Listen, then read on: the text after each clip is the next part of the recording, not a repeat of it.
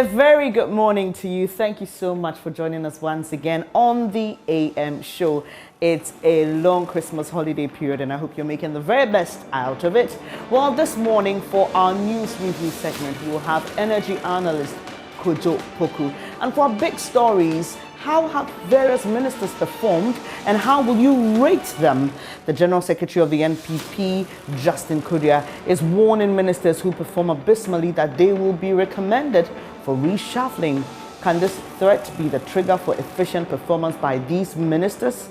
Also, saving a victim with esophageal stricture. What are the causes, the chances of survival and remedies? We revisit the report by JoyNews' Samuel Kojo Brace of that gentleman who is feeding himself through a tube because of this condition. And in today's time with our members of parliament, parliamentary correspondent Kweku Asante, who's Kofi Adams MP for Buim, you don't want to miss that. And later you get to share your thoughts and experiences with us via phone and social media and also on the issues discussed. Please stay with us. I am Bernice Abu-Baidoo Lansah. Up next is the news with Pakwesi Shandoff.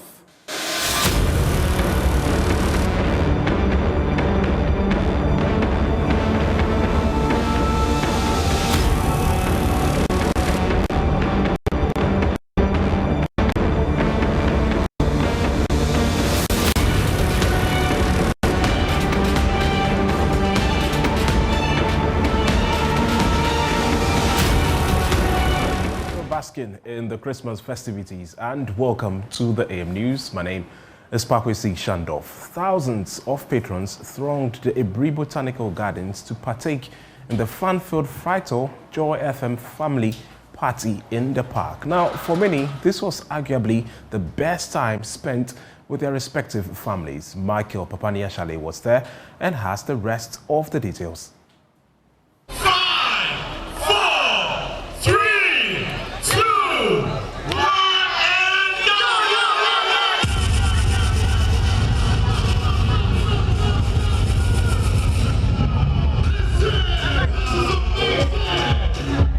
On Boxing Day, the Ebri Botanical Gardens was the place to be as it hosted thousands for the Frital Joy FM family party in the park. They enjoyed the company of their families or simply danced to tunes blasting from the speakers.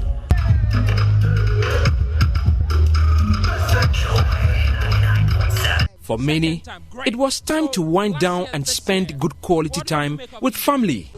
I think it's great and it's fun. So you can come here with your family and have fun. Okay. So your family, what have you done? For now, we are enjoying ourselves because it's long time seeing each other and sitting down like this.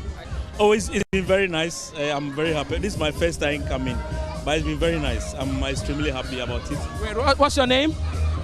Elvis. Elvis? Yeah. Elvis, are you enjoying yourself? Yes. Wonderful. Give me 5. Yeah. Wonderful. Very exciting. Very, very exciting. It's my first time and I'm so glad to be here. There is no place to be than here. Yes. But you didn't come alone, right? No, I didn't come. I came with some friends. They are in there. We've been having fun. Eating, walking about, playing with kids, yes. Why is this special? I think to have fun with family, sitting together as family and having fun. Yes, it's very special. Why, is it because the whole year you haven't had the opportunity to do so? Yes, the whole year it's been working, going up and down. We've been busy, so we've decided to use today to have fun and sit down as a family. Oh, we've been dancing, having fun. The children went to the bouncy castle. So we are cool. We are just having fun. For the kids, some jumped all day in the bouncy castle.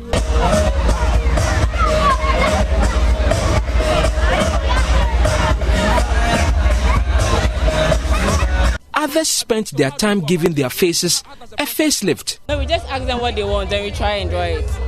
You try and draw it? You're not scared you disappoint a child? A little scared, but you need to try. So what are you doing on this gentleman's face? You know, he wants Spider-Man. He wants Spider-Man. Okay, let me ask you, what's your name? Philip, 5th line. Philip? Okay, Philip, I mean, why do you want Spider-Man on your face? Because it's nice. It's nice. I mean, how does he inspire you? He swings around with his spider web and save everybody. I see. So you want to save people too? Yes. What do you want to do in future? I want to be a doctor. Doctor. Why? Because I want to save people. Wanted to draw on your face? A Spider-Man. Spider-Man? Why Spider-Man? Because it's my favorite superhero. I see. But many more spent their time in the old helicopter relic at the center of the park. I have just been roaming around, yes, entering the helicopter and just... Why the helicopter? Yes. Why the helicopter? Because it's just a historical location, so I just enter inside to have fun. There were lots of events for all and sundry, including musical chairs.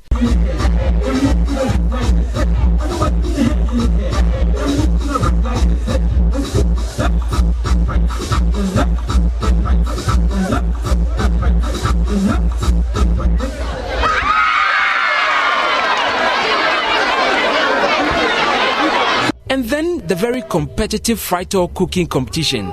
4 families were tasked to cook jollof with limited ingredients under 50 minutes. At the end of the day, the Abu-Baidoo family was crowned winner. So the first position goes to the Abu-Baidoo family. Well done, well done, well done. I told you. Charlie, we are so happy, so happy. You know, I told you from the beginning that there's something special we are doing that's going to guarantee us the first position, and we got it, and we are so happy! It was a long and eventful day, but certainly a day well spent. Of course, if God willing, if I'm alive, I'll be here with my family and have good time with them. Because I can't tell next year whether I will be alive or not. But I'm praying that next year God should give me alive so that I'll be here. How do you see the family party in the park? Oh, it's very great. Joy FM has done very well because most of us parents were in the house. We didn't know where to go, so we just grabbed the opportunity to come. It's very great. You've done well, and we hope next year you do it much bigger. We'll definitely do it much bigger next year. On a scale of 1 to 10, how would you rate us? I'll give you 10 over 10. Thank you very much. Finally, so a perfect score for the Fry-Tail Joy FM family party in the park. For most of those in the park, the highlight of the day was when sensational music acts Kiddy and Kwame Eugene took the stage to perform their biggest songs.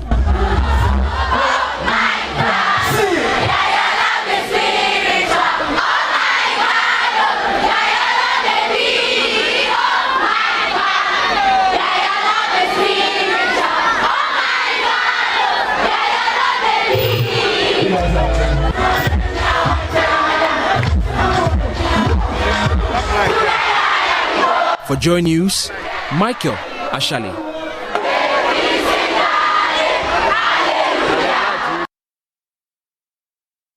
Away from that, let's now turn our attention to Takoradi, where the Anchors Festival, also known as Takoradi Masquerade Festival or the Takoradi Streets Carnival, is held annually from 24th to the 26th of December in Ghana's coastal twin city, Sekondi, Takoradi. Now, over 30 masquerade groups came together to celebrate unity, diversity, and camaraderie amongst the communities in Sekondi, Takoradi. They did so by displaying their culture and arts to the general public through dancing, singing, and the use of brass displays. KMG caught up with the Western Regional Minister Kwabena Otreda Komenta, who was not left out of the joyous moments.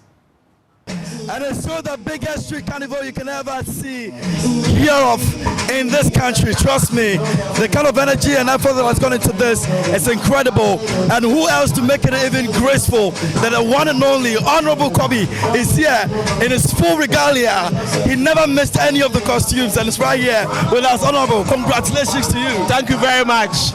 And the good people of Takoradi and Western Region are grateful that are all here to celebrate with us this Christmas as the only Christmas city of Ghana.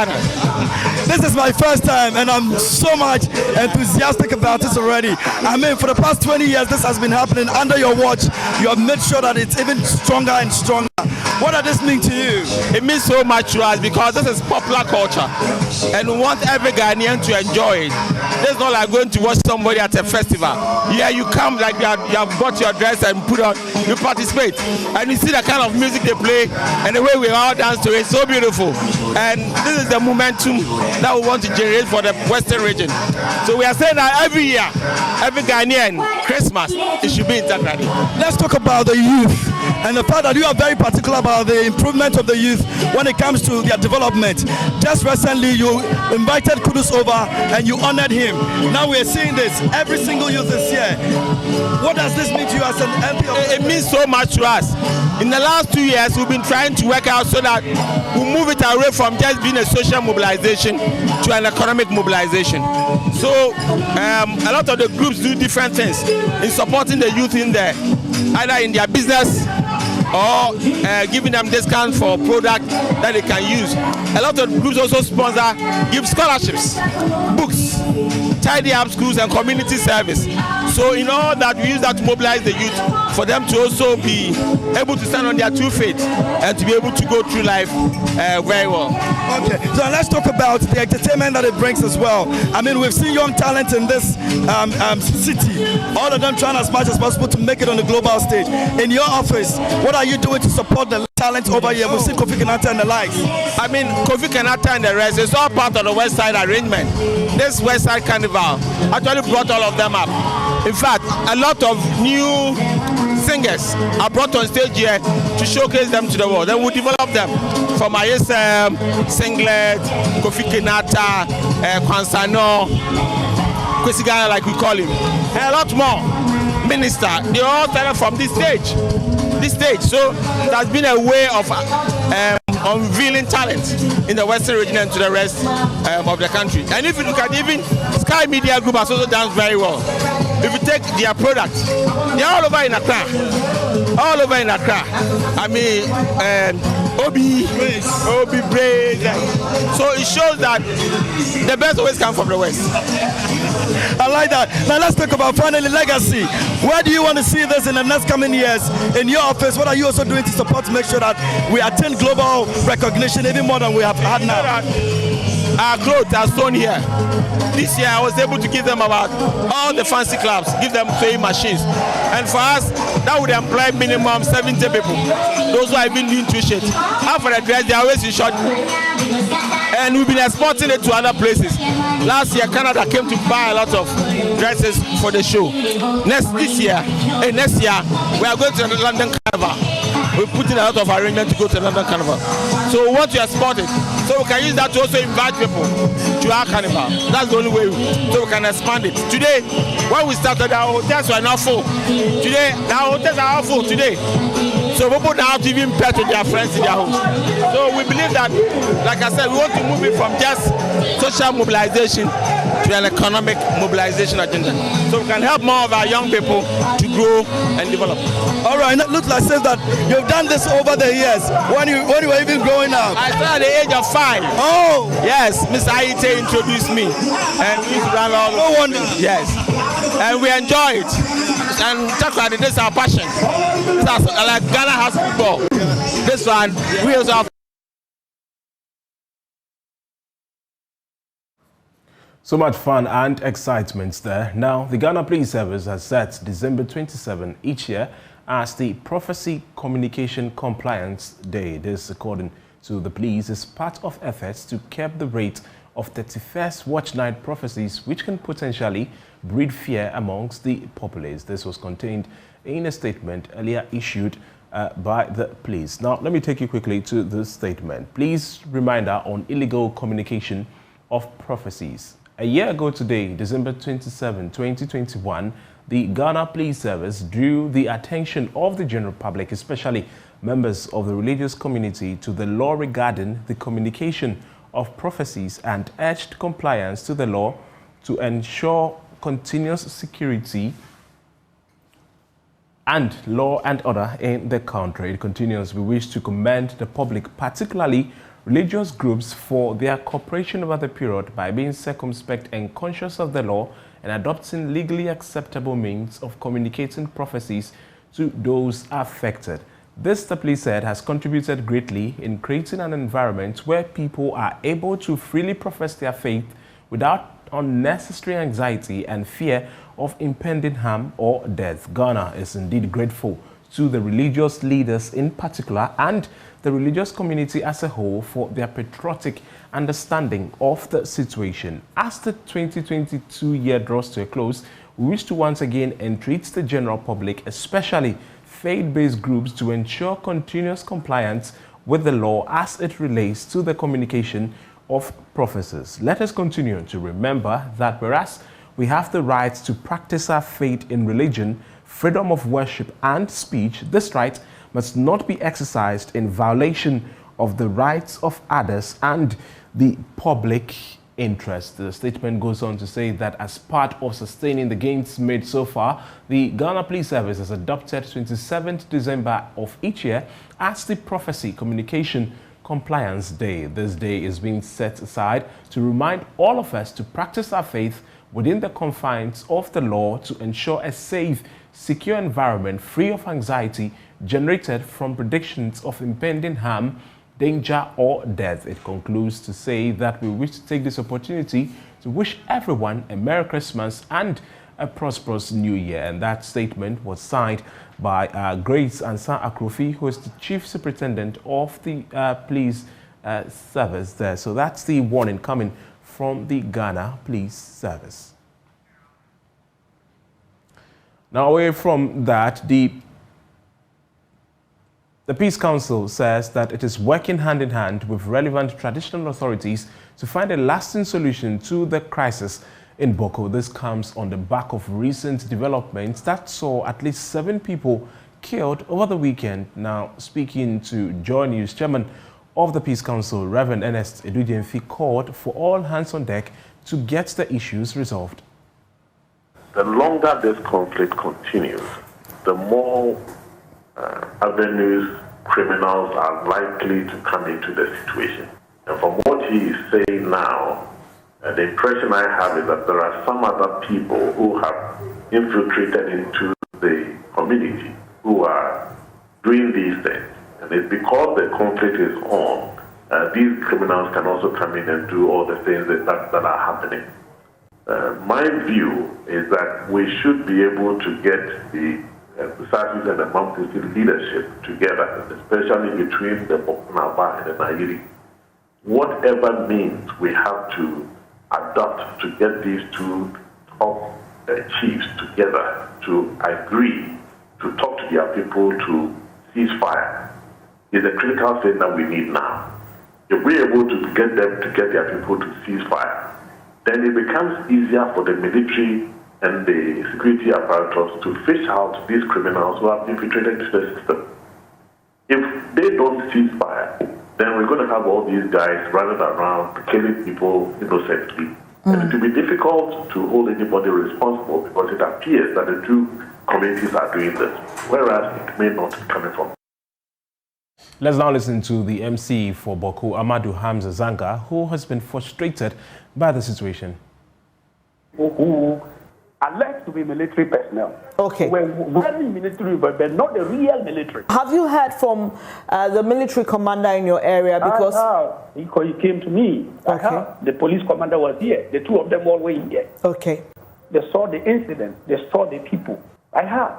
And is he able to account for his men in the area? Does he know where they all went on the said day? Absolutely. That is exactly what he's telling me. Okay. And that is what the divisional police commander Adamu Stelu also told me. Right. So what's the situation like now, seeing that this was very close to your doorstep? Very, very close, man. So I'm wondering. And that's why I am trying to find out from the military and the police commanders what is happening in Boko.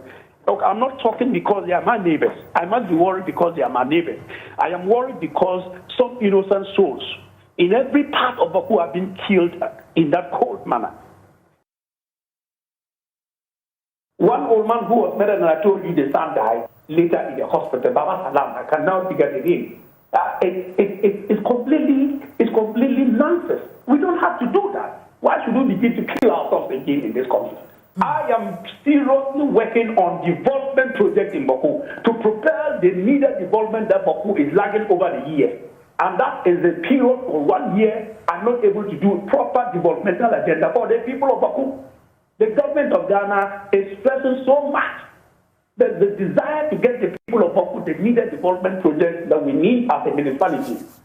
Government has gone to look for funding from the World Bank, a loan facility to actually raise the standards of Baku from its current status to a more modernized urban city. The program is running and for 35 municipal assemblies.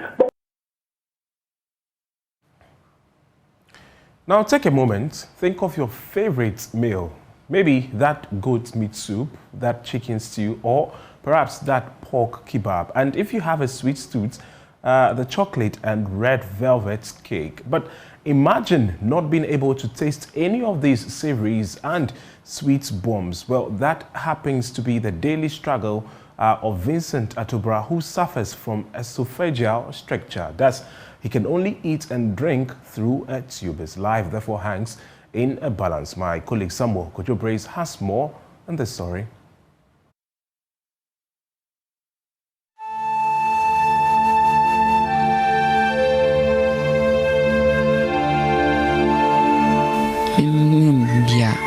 I supum pam na pubayamam.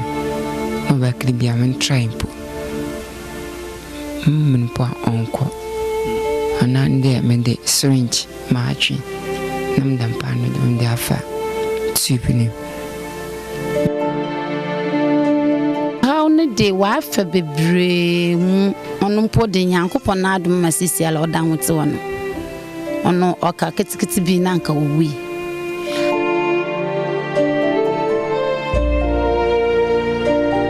The doctor and BBR no chatter or there and pass the way no where the operation no be here $3,000. Which is $3,000. Now on be 2 years new.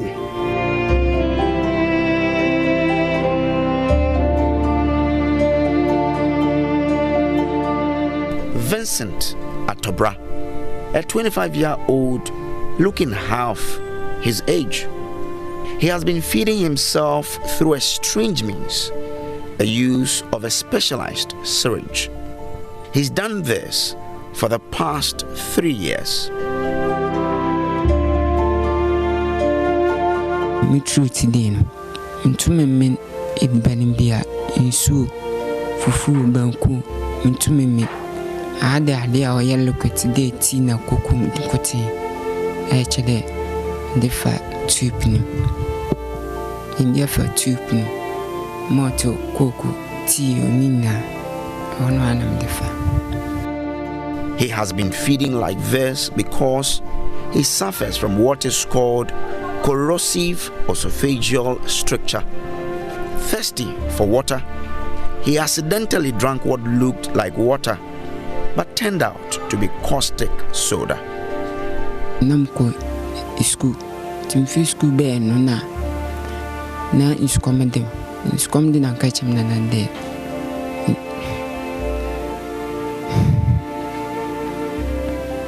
Catch him nanande is comedy. No catch him there. Mko valentine na nsisi wo na misebino. Ti mko valentine na misebino no. Na adeneshi mimi. Twashi mimi dem na mitim. Mitim wana wobe. No bisam de abasam na wesi. Na mkade nskomne dem no. Na mbesa nomi. Sudana menomi. Ente cover not the owner na kada cover and na ye wonsu si hona soda so si nchen. But who difference in? Chidebi. Insuna soda no oye pepepe unikala.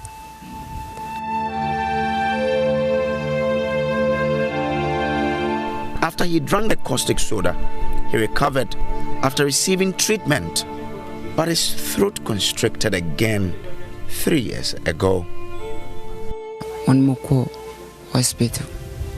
One more hospital now. Now, because no the friend or friend, you quit. no one mokwe no bibia tutu yema na mtum didi mtum ye bibia nti chino na zaso yalban sa sede o sha sibium.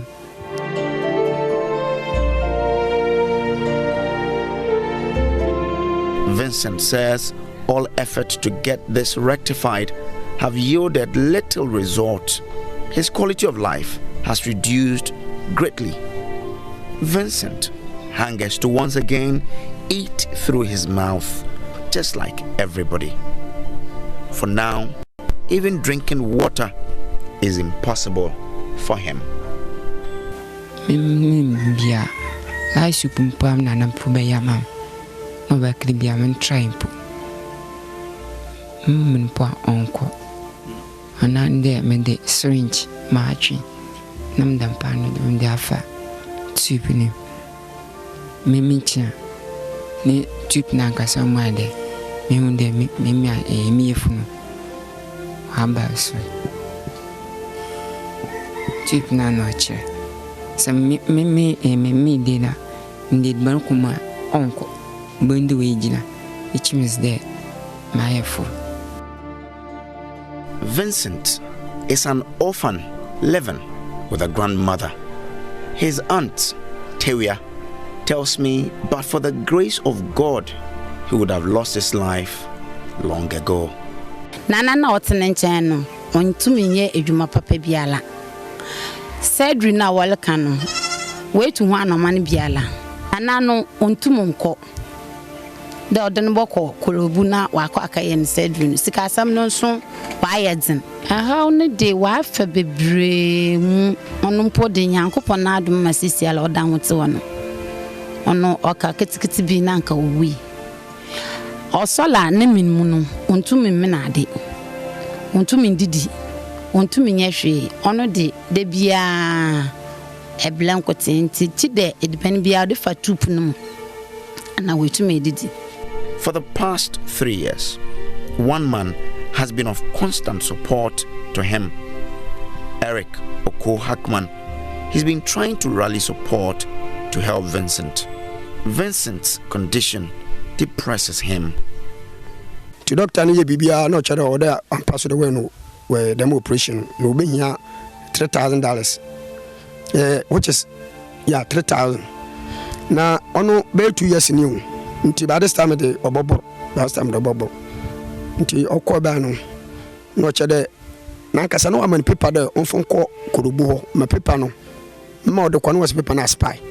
Nti odo osana obebe ye eni bi o se dem scanner sabe no obebe twa bi o na odo mesana me do to efru no do ono kromanfo no so yi ya na yen sika na me do suma don phone continue mu no kwa na wazame bibi o ye no wase obenya 3,000 on the yashase there ye dia trifim ano baby akokɔ no kada mo ba bebre but still sika ya hwe no yenya.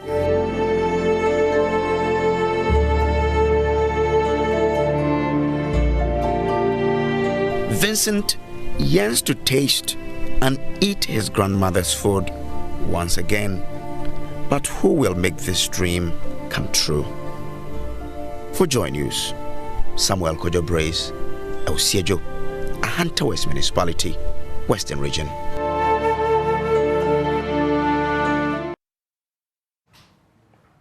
Very touching story there. Send your support if you can. Well, that's all for the news. For more, log on to www.myjoyonline.com. My name is Bernice Shandoff. Bye-bye.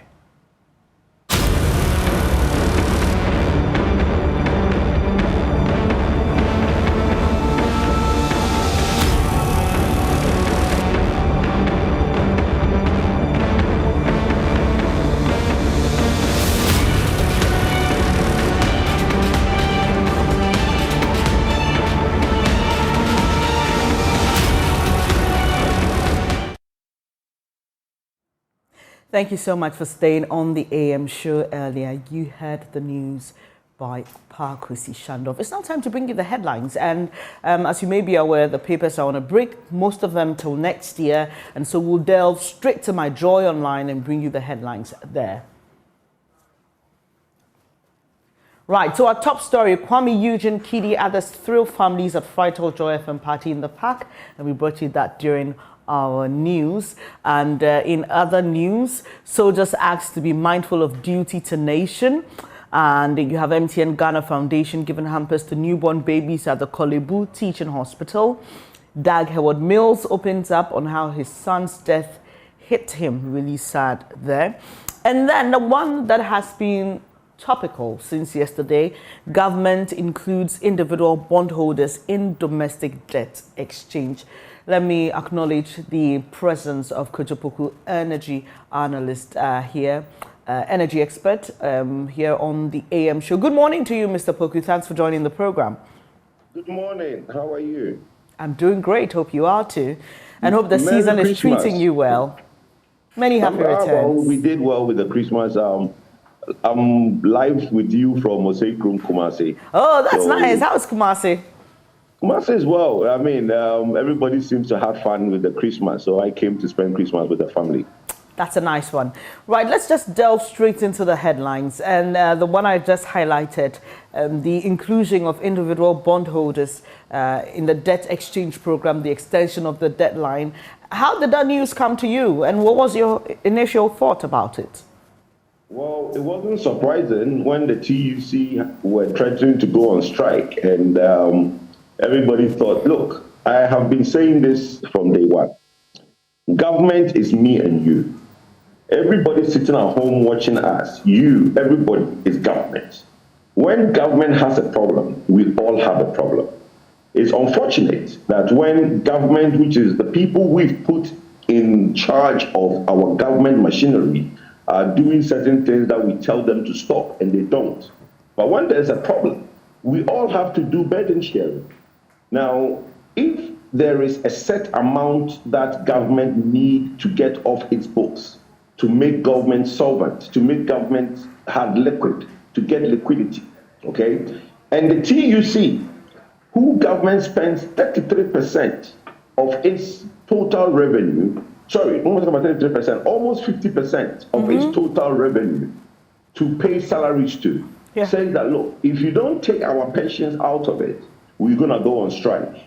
And government concedes that some pension funds will be excluded from the debt exchange. What it means is that we still need to get a certain amount of debt off our books. That is why now they have to now look for alternative ways to include private bondholders. Interesting. You talk about government being you and I, everyone inclusive.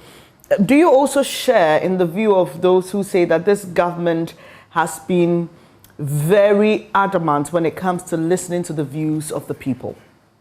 Yes, that's what I said in my submission. It's unfortunate that we've had successive governments that don't listen to its people. When we elect them and we swear them in and they become the executive arm of the country, they do not listen. They think that, look, you've given me the power, listen to what I'm doing. By the end of 4 years, vote me in or vote me out. But we've come to the realization that if halfway through there is a problem, then the government will come to me and you, who are the government, to do the burden sharing, which now becomes a bit unfortunate for the Ghanaians who told you in the first place that stop this or stop that. Time and time again, civil society, TUC, have always voiced out certain things that government should not do. But government still goes ahead and does it.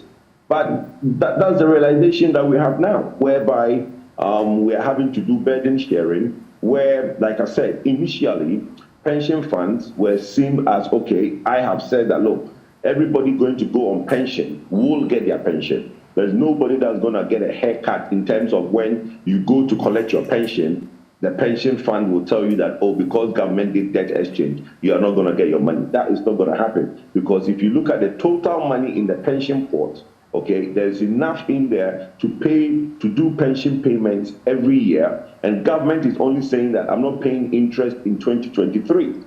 Okay, so I didn't see what was the problem, but obviously government started TUC to avert the strike. They considered to take out pension fund money. What it means is that we need to find alternative ways to make up that money that we need to get off our debt for government to be solvent going forward. Do you have any concerns about the potential of these modifications to our desire, or government's desire, to achieve a board-level agreement with the IMF by first quarter of 2023? Well, it's becoming a concern now that we've shifted it to January 16th, because if we could have got it done by 30th, then we could actually go to the IMF and probably get it done by the end of January, because that is one of the conditions that condition precedents that had to be achieved before we go to the board to get approval. Now that we don't know what the individual bondholders, because it's difficult to deal with individual bondholders than it is to deal with the pensions as it was made, because that one, it wasn't individuals that were being dealt with, it was a pension fund, and then the pension fund managers will negotiate with government and etc.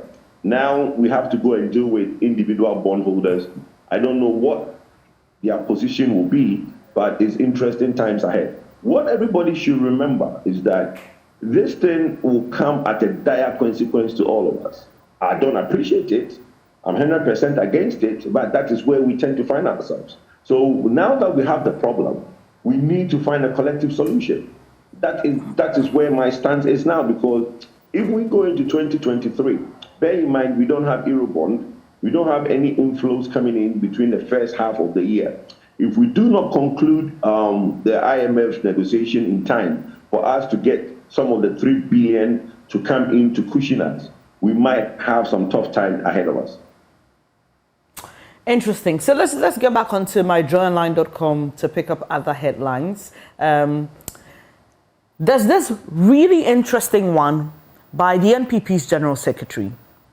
Will reshuffle any appointee who doesn't work hard. Mind you, he is not a member of government. He is a member of the governing party. Isn't it interesting that this is coming from him? And we know how sadly people have tried to convince the president to try and reshuffle. This is the first time in recent history that we've had ministers stay on for this long without a reshuffle, even when his own members of parliament went hard on the finance minister. The president didn't seem to budge. What are your quick thoughts on these? Well, it was interesting to hear my brother Justin Kodia make that statement. Well, maybe he knows something that we don't know. But then if he goes on to say that, look, what Justin said is the normal phenomenon. When appointees don't perform, they should be removed. Look, in 2017, we had a ministry called Osakoto's ministry. It was called the Monitoring and Evaluation. Yeah. Okay? And we all felt that, wow, for the first time, we are going to have a minister who is monitoring and evaluating government appointees. And if in 2 years or 3 years we have found that you are not doing your work, you get a sack. Now, what happened sadly is that in 2021, the Evaluation and Monitoring Ministry itself got a sack, not other people who are not doing well. You understand? So, look, it's unfortunate we are here. I have said that Kojopoku can pen down 6 ministers who, by no fault of their own, but with age, should not be ministers. Who are these? They are some, I'm not going to put people up on the air like that. They are not here to defend themselves. But there are about 6 ministers who, because of age, should be at home. But Kojo, I mean, Mr. Poku, you're not challenging their credibility. It's not based on merit, it's based on age. So I don't think that we need them here to respond. I mean, if you know who the list of ministers are, you know who the aged are. I mean, I don't have to tell you who the aged ministers are. Look, I've said that the work of Ghana is not for the air conditioning and the comfy chairs in their offices. It's for you to be out there doing the work for Ghanaians. And if I see some of the aged ministers, they can't do the work that is necessary. Some of them don't even go to the ministry because they're always ill. Okay, so for me, I don't see what they're still doing as ministers. So there are some that are always campaigning, those we know, I mean, the agri minister is always out campaigning. Alain Chamartin wants to be president, so he's also most of the time campaigning. And those should have come out of the government long time ago. That will give a concentration. We face these tough times. Look, we are in a dire situation, and we need all hands on deck. We can't have any minister who is not well most of the time. You can't have any minister who is spending half of his time talking to delegates and campaigning. We can't have ministers who are distracted. We need to work for Ghana. Somebody called me and said, Mr. Poku, there's a reshuffle coming up. If the president mentioned your name, I said, I won't go, because I have said to myself that I want to do this presidential race then. Why would I go into government and then still be distracted trying to go to the presidential primaries? It doesn't, you are not serving Ghanaians, you are serving yourself. So for me, it's unfortunate that what Justin said should be the norm. Unperforming ministers or government appointees should be taken out and be reshuffled. Unfortunately, we are not seeing that. You won't mention non-performing ministers, but do you have any 3 top ministers you think are doing a great job? No, I won't do that either, because I honestly, look, I think that some round pegs some square pegs are in round holes. Okay, I have issues with a lot of ministry, and those I can tell you the ministries I have problems with. I have ministries with the communication ministry, okay, because I don't think our phone companies, the MTNs, the Airtel, Tigos, and the Vodafones are doing Ghanaians any service. They are doing us a great disservice, and that space needs to be well regulated. I have taken issues with NCA, and I don't think the sector ministry is doing the work they're supposed to do. In that same ministry comes cybersecurity. In that same ministry comes quite a lot of things that I'm not happy with. The internet service in Ghana as we speak. When countries have 5G, we still have 2G in some parts of the country, which is unacceptable. And there's no roadmap to roll out all the 2Gs and the 3Gs to at least 4G. Okay, so I have a problem with the communication ministry. I have a problem with the health sector. Okay, interior ministry I have a problem with. So those are some of the sectors that I have problems with. But I mean, that's my personal opinion. So what would you like to see with regards to this in the coming year? Do you expect to see something concrete? Look, what all Ghanaians want to see, including myself, is injection of new blood, revitalization, innovation. I mean, if you've been in the office for 4 years and you come back for another 2 years, most likely ideas are done. We need new ideas. We need new people to come in and give a new shape, new hope. Governance is mostly perception, okay? And when you have perceived notion that certain things are not going well, you cannot put your hand on certain things. But if Ghanaians have the feel, have the belief that something is going to happen, then we perceive. Until that happens, it's a problem. And everybody, not only Kojo Poku is saying it, majority of Ghanaians feel that there should be a reshuffle. And I'm hoping that the president does that for us. He reshuffle for us, not for himself. Well, you've spoken about your presidential ambition, so let me just bring this in. Next year is going to be quite heated in the build-up to the 2024 elections.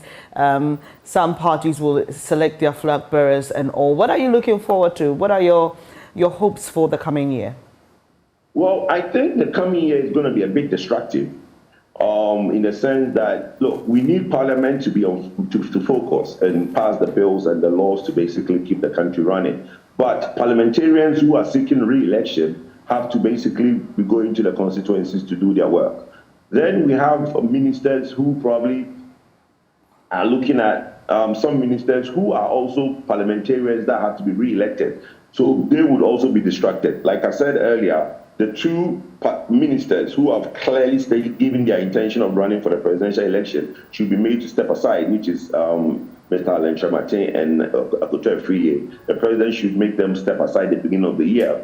Then ministers who also are MPs, they have to find a way to basically concentrate and give Ghanaians the best that they can. It's unfortunate that the Constitution says that majority of our ministers have to come from Parliament. So that one, there's not much we can do about that. You are going to have ministers who are going to be MPs who have to basically be rushing to the constituency to get the work done. In terms of campaigning, I honestly want campaigning basically rejuvenates the party, because all of us will be going to the base of the party and selling our messages and telling Ghanaians about the good work that the government has done. Where that we think we've gone wrong as a government, we'll apologize to the people that elected the government and basically reassure them that let's be forward-looking and see how best we can turn things around. But next year, we have a lot of challenges in the economy. The economy is not out of the woods yet.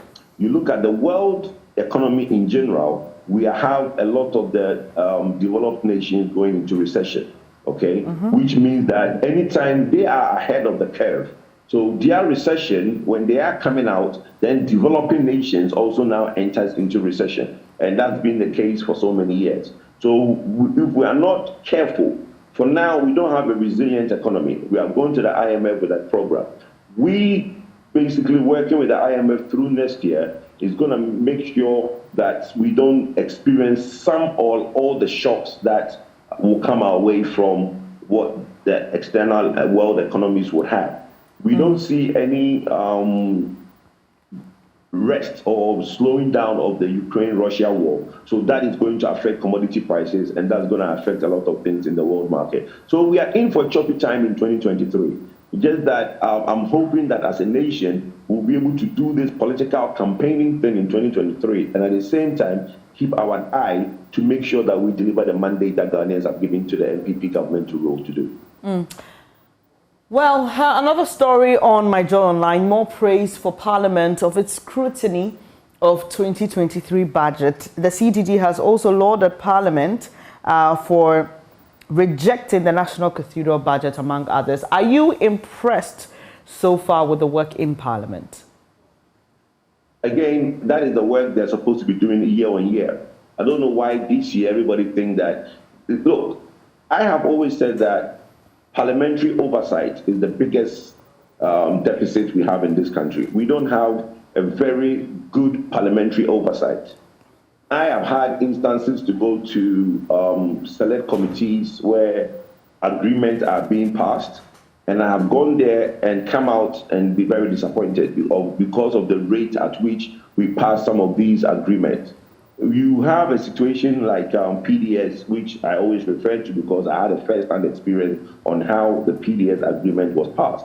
It was a very bulky 3 agreements, and within 2 hours, it was passed through the through the select committee, okay? Then went through plenary. We've seen instances where loan agreement or government something has come in, and within 48 hours, it's been passed. Now, all these things are being passed with the same MPs who are there today. And today, they are coming to tell us that, oh, we should clap for them because they have now put government projects on hold. Oh, we've done this, we've done this, we've done this. That is what you're supposed to do. You coming to tell us, that's what we think you were doing.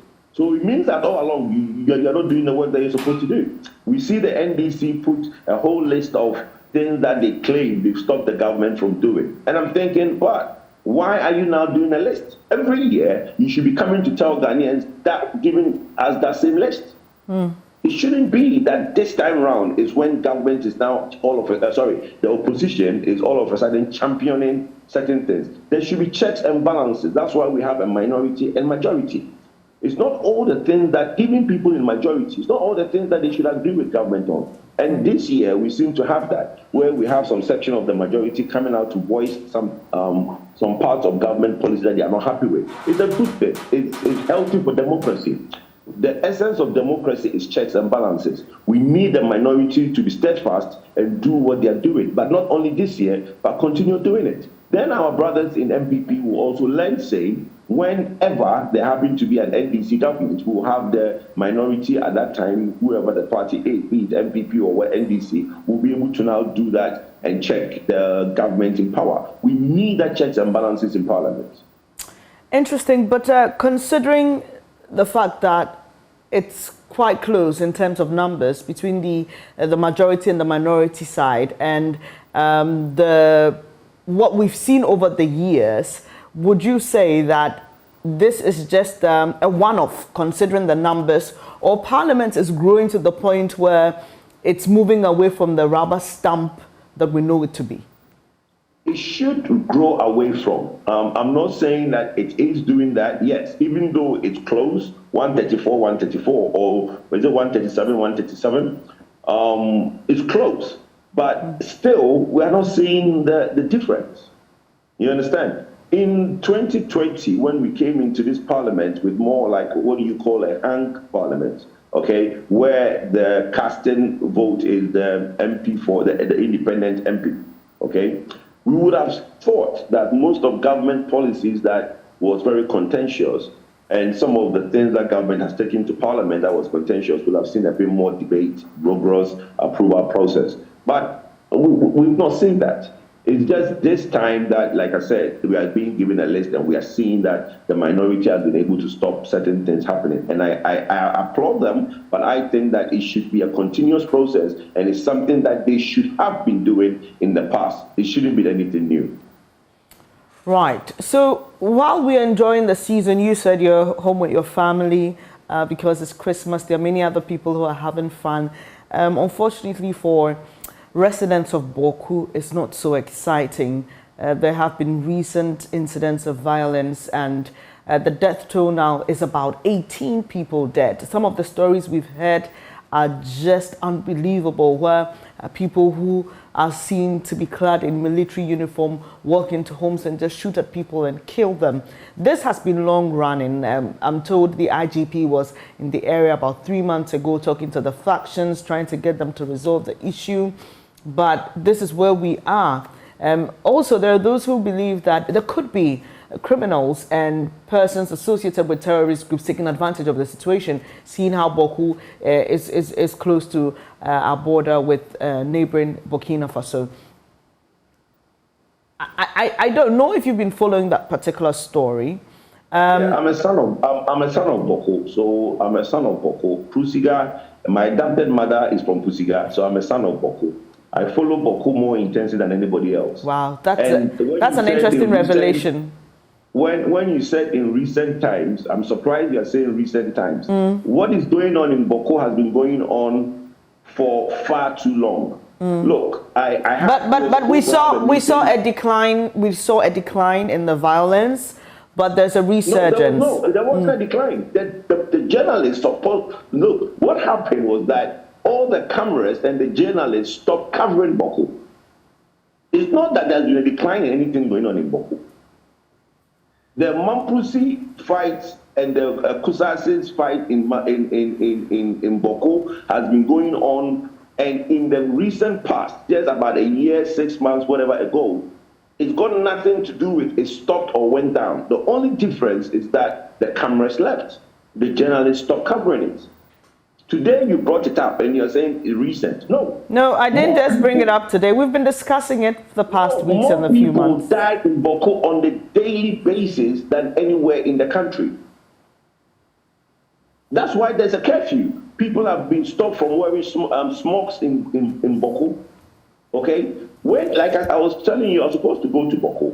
And some of the family members and the friends I have there told me that Kojo, it's not safe to come to Boku, so let's meet in either Boga or maybe in, what's that place called? There is an adjacent town not far from Boku. Okay? But we met in Boga. Is that bad? Okay? They wanted us to meet in Binduri, either meet in Binduri or meet in Boga. But we met in Boga. The issue in Boku has never gone down. But like I said, journalists are not highlighting enough. So it's a very sad situation where now it's gotten to the point where the rich and powerful within the community are influencing and brainwashing the youth to see their own brothers, cousins as enemies. I don't see how anybody tolerates that in the country. So, look, there was the problem in Yendi. Through the Otumfor and the leadership of the president, we were able to basically solve the Yendi problem. I think the Boku problem should not be pushed to the back burner in 2023. I think all hands on deck, The president, all the chiefs of this country should really go into Boko and resolve this problem. It is no longer about the kids. It's about the older, powerful, and influential people from that area who are behind all these things. And it's very sad. And what's in it for them?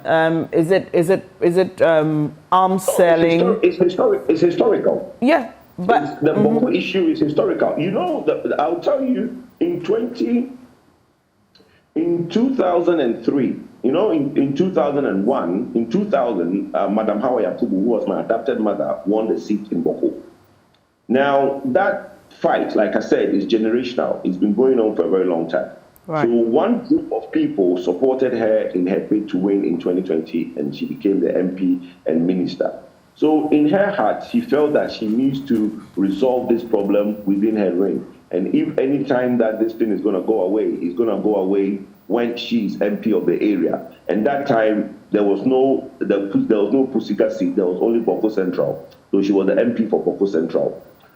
Then, along the line, she had meetings with various groups of people trying to resolve and bring this fight to a close, or this friction between the tribal individuals.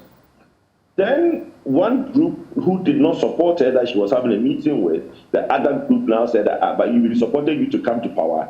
Instead for you to make our lives better, you're having meetings with our opponents who did not support you. And her reason was that I want there to be one family. Okay?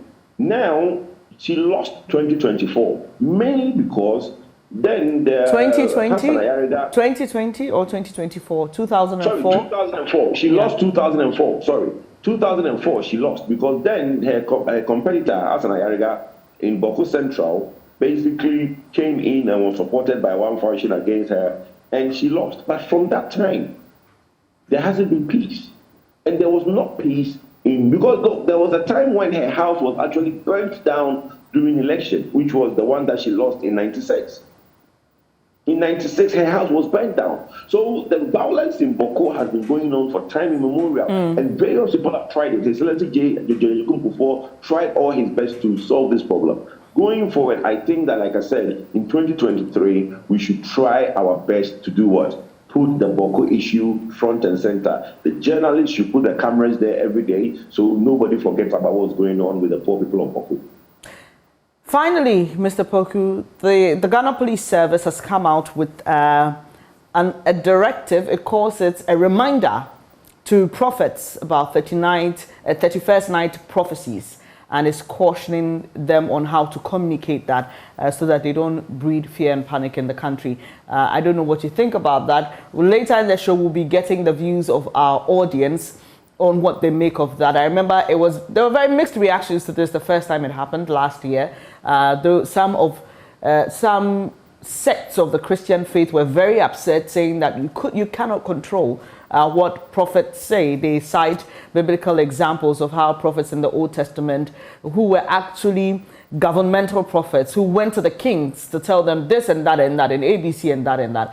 And they say that you can't restrict people's faith. But there are those who also of the Christian faith who agree with the IGP, and they say, look, it's about time we stop some of these things. Just your quick thoughts as we wrap up, looking forward to the end of the year.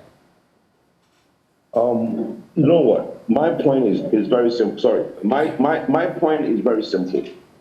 We seem to be in a country where, for me, it's very unfortunate that we are having to have authorities come in and talk about religion. I have always said, when people say that, well, you can't do this, you can't do that, politics and religion have always been cousins. If you go back in history, one has always piggybacked off the one back. One has always piggybacked off the other from time immemorial, where there were times when the politicians were the head of the church, okay? Right. So they controlled what you say and they controlled what you do with one voice because they were the two in one. We now have a situation where we've had separation of powers, where there are men of God and there are politicians, where the two of them are no longer the same people. But the state is responsible for the well-being of the people. And when it says the well-being of the people, it encompasses a lot of things. It can be social, it can be mental, it can be just basically having to live peacefully. When we have people who claim to be prophets, okay, saying all sorts of things that causes fear and panic, then it's not healthy for the society that we live in. So somebody will come in and say that, oh, this person is going to pass, this person is going to do this person is going to do this. I think the only person who should be allowed to make prophecy is the person who saw COVID-19 coming. If you did not see COVID-19 come, you can't make any prophecy because you are not a prophet. Okay? Because COVID-19 is the biggest disaster that hit the church. The church went a whole year without being able to collect collection. So their pockets were quite dry. So if you couldn't predict that, you couldn't prophesy in COVID-19, don't come and waste our time. But it's unfortunate. We are not saying that there isn't men of God who are gifted. There are men of God who are gifted. There are men of God who can see in the space that some of us don't see. But in that same gift, there is also the way that they go about it. Men of God who are gifted, the prophecy has always been that whenever there's a prophecy, there's always be somebody else to also do what? Find a way around it. So if you can prophesy that I'm going to die, but you can't do anything about how I'm going to die, then what's the point? And maybe for you to prepare your home, it's biblical. Put your home in order. We all read the Bible. We all read the Bible, right? We know God doesn't operate like that. Okay? Anytime there's been one side, there's another side. So if there is a prophecy, there should be somebody that could see what is about to happen and avert it. It can't just be a one-way street where you just tell me that, oh, as you're going to see Bernice at Joy FM, you're going to have a car accident. Then you can't tell me that if I don't go, but you just tell me that. You know, it doesn't make sense. So for me, look, the long story short is that they should really stop it. I don't think they will stop, but it's very unhealthy for the society. You don't hear this going on in Europe. You don't hear this going on in developed nations. People are trying to think when they are going to Mars. People are thinking of when there's going to be a next moon landing. People are thinking of how they're going to use AI to control certain things in their community and environment. We are busy thinking about a prophecy that will not bring any prosperity to the country. What they should prophesy is tell us how Ghana is going to get out of this mess we are in. How the president, what they can tell the president to do to get us out of IMF quicker than the years that we are supposed to be there. That is what will help the country, not all the things they talk about. I appreciate your time here this morning, and we appreciate that you could join us almost every Tuesday morning to do this with us from the entire team. Yeah, greetings from Osekrum. You have a very big fan. He watches you and Ben all the time. He's a young guy in Sunyani. He's a young boy, but he stays up early morning. His name is Eugene Sam Bennett. He watches you guys every morning and tell Ben that he was supposed to do a kids show and Eugene was going to be one of his favorite fans on that show. He stays up every morning to make sure he watches the show. Thank you so much, Eugene, and thank you for letting us know. We'll try and meet Eugene one of these days, and I'll remind Ben. Anytime you guys happen to be in Sunyani, ask for Eugene Sam Bennett, and everybody will show you. He's a very popular guy there. All right, we will. Thank you so much, Kojo. And I'll love to everyone in Osekrum, and thank you so much for doing this with us every morning. Wish you a very Merry Christmas, and I'll love to your family as well. Well, it's now time for AM Sports. Do stay with us. We've got a lot of exciting content for you.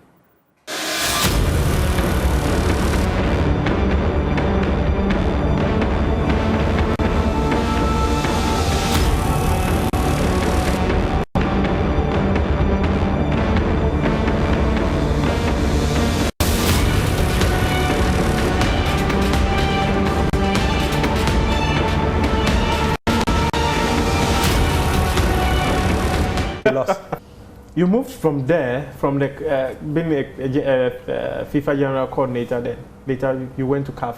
How did you get to CAF as its General Secretary, Deputy General Secretary? When I was the Deputy General Secretary of CAF, I was still doing the General Coordinator work. 2018, the World Cup in Russia. Yes. Even the Confederations Cup in Russia, I did it also. But later I told myself that, look, I want to help more young ones to learn this, the job as a GC. And I was more or less taking a step back to see others also grow in the job. I don't want to be in the job and they will tell you, okay, we are no more counting on you. You see, I want to decide when to stop. And that's when I decided.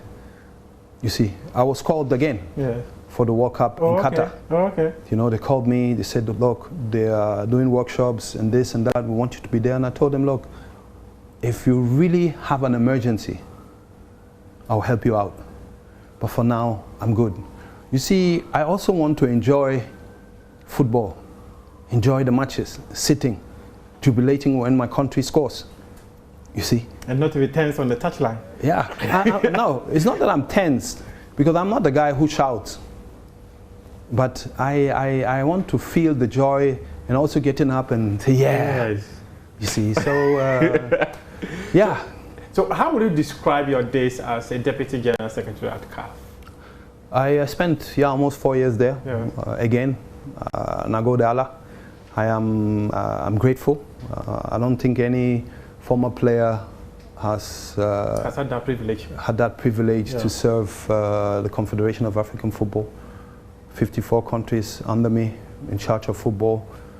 Everything regarding competitions, events like AFCONs, all the inspection visits, club licensing. Even at the time, refereeing was part of my department, but I said no, I want refereeing to be independent. I'm not a referee, I'm not a former referee. The technicalities of refereeing, I don't know them. Yeah. I can judge a referee from his physical appearance, his positioning, you know, and if he's fit. But the rest, technical, do you know all the laws of the games? Yeah. No, you don't. You know, same like me, I don't know all the laws of the game. Yes. So, look, let people who are in charge of their area, their specialty, let them do it. That's how I function, you know. And also women's football was very important. I created the first department, and I also brought the legends closer to CAF. Yes. And you see most of the draws I was hosting. Yeah. But you know, I really had a good team. And one of my closest allies, he's like my younger brother, Samson Adamu. Yeah. Today, he's still there. And I think for my team, there's only one who resigned. And the rest is still in place. And I had the chance also to recruit my people. Yes. From my assistant upwards, you know, and I don't regret working for CAF. What kind of a leader was Ahmad?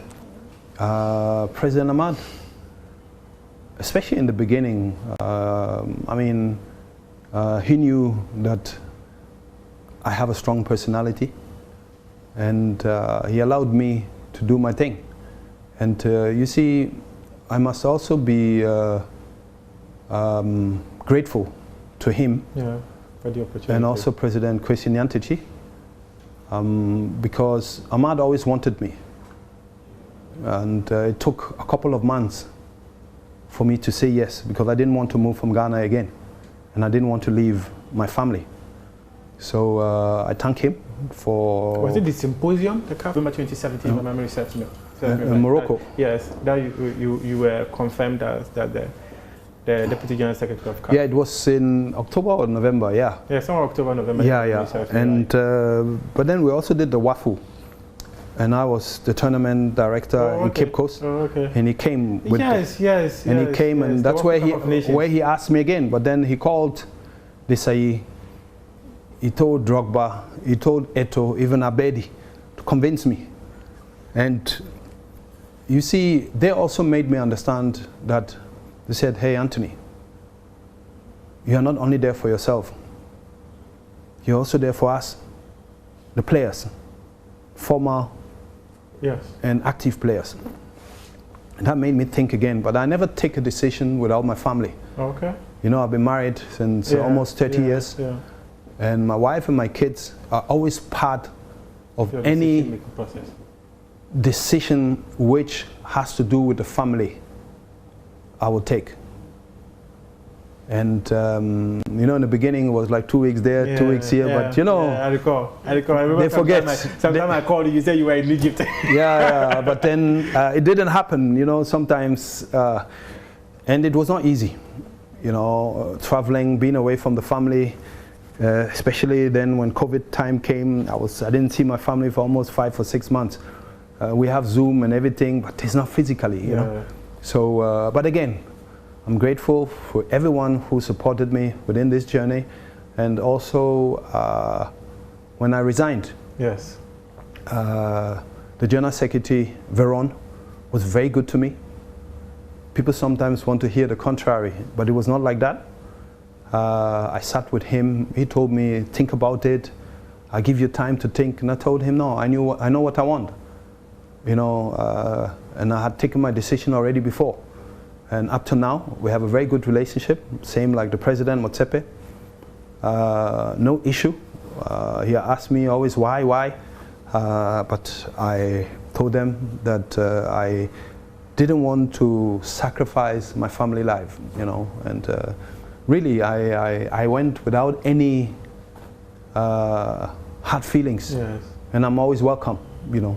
I do recall, maybe many people will not say it openly, but I do recall during your days as Deputy General Secretary of CAF, many Ghanaians got opportunities, and your exit appears to have shattered the dreams of many. Why did you leave your role? I think I explained it to you, that I didn't want to sacrifice my family life, and I didn't want to go on pension in Egypt. I'm a Ghanaian. I love my country. I'm grateful to CAF. Really grateful. I can't repeat it again. No hard feelings. Still an excellent relationship with the Confederation of African Football. I remember. And I don't regret anything. I remember someone telling me that the day you left CAF, he cried because you gave him an opportunity of a lifetime. You see, it was very touching, to be honest. All the messages I got also from my team I worked with. And one sentence or one word they told me is that I'm very principled, I'm strict, but I'm fair. And I think this is a good compliment. Very good. I remember you put out a message that you had a meeting with some of your colleagues when you were exiting the CAF, right? Mm-hmm. Why the meeting? Because you could have just sent them an email and said, I'm no longer going to work with you. No, when you work with people for quite a long time, like somebody like Samson Adamo, we are brothers, I told you, we are like family. Yeah. And everybody knows how close we were. And he also knows that for me, time is time. I separate friendship and business. But I think it was too fair, and it's only fair to inform them about my exit. I've worked with them. We established a relationship, and they deserve to hear it beforehand. And that was my simple analysis. Was there a point you were considered to be the General Secretary of CAF? Yes. It was when the General Secretary, Muad Haji, resigned. Why didn't you take it? Because my feeling told me not to do so, especially under the circumstances. And God gave me. Quite an interesting one. I don't know if... And God, what I wanted to say, convinced me that was the right decision at that time. it was the right decision not to become the CAF General Secretary. Interim General Secretary at that time. It's quite surprising. Everyone aims to be at the top, but Tony, you didn't go for it. I think I was at the top as well. You were at the top, but the General Secretary was like the one in charge of the I told you that that very moment, it was the right decision I took. And I don't regret it until today. And others later came to congratulate me. Was it the rumors surrounding CAF, that's why you didn't take it? Because around that time there were so many rumors surrounding CAF. Why Amr Fane resigned, and there were also rumors about the former finance of is it Mustafa, I've forgotten his second name, had said that FIFA had issues with CAF finances and all that. Was that why you didn't take up the role? At that time there was even a big audit happening within CAF. Yes. Because there were governance problems. Yes. And for me, like I told you, that was the best decision I took at that moment. So, you worked with Kwesi too, Kwesi Ntechi too. What kind of a person was he at CAF? I mean, I worked with him when Ghana qualified the first time to the World Cup in 2006. And along the line, our relationship grew. Yeah. And I think there's respect for each other. He, yes, was or is a highly intelligent man.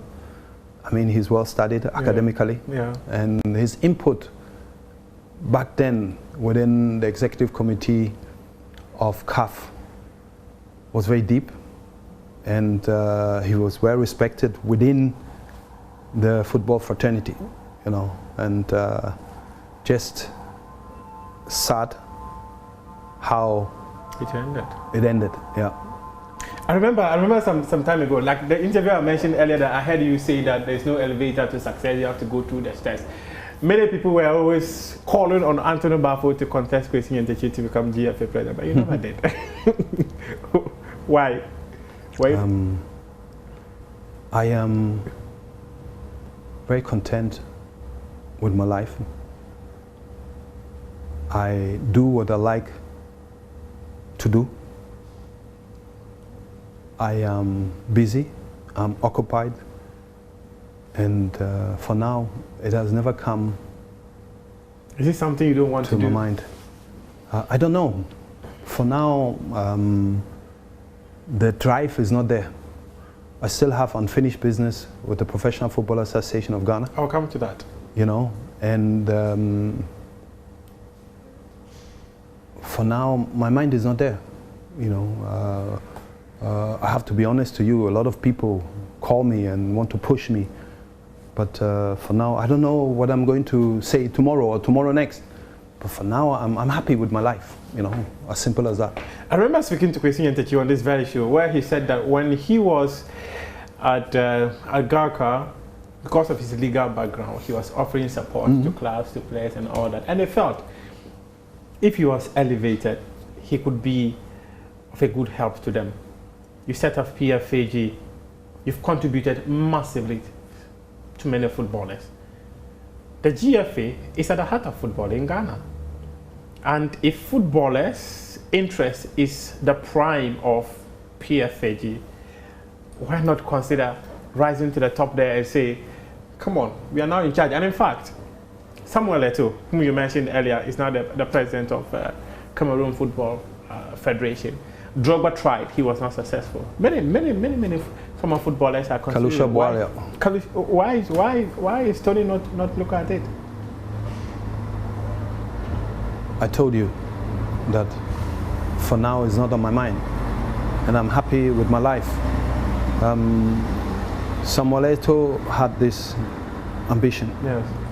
He succeeded. Didier had this ambition. He didn't succeed now. But we don't know what will happen years later. Yes. Kalusha was there. That doesn't mean Anthony Bafo also will be there or has to do it. You know, so I tell you, for me, God talks to me. When I pray, I get answers. And for now, God has not spoken to me about all these things, you know. Salaries for Ghanaian players. It's been 5 years, and the FA finally are thinking in that line of providing standard contract and minimum salaries. But in the eyes of PFAG, how much do you think would be enough for a Ghanaian footballer? This is yet to be discussed. We have a figure in mind, but you know, if I just voice it out like that without properly discussing it yes. With the FA, it will not be good. You know, we can voice it out if we don't come to an agreement. You know, but what means minimum salary wage? It cannot be below 1,000 Ghana, yes. 2,000 Ghana, 3,000 Ghana, etc. It cannot be below, depending on the amount we agree on. Yes. So for that, first of all, kudos to the FA yes. to have listened to us. Yes. Really, Credo Krakow has been here. We have been there. We speak, we discuss.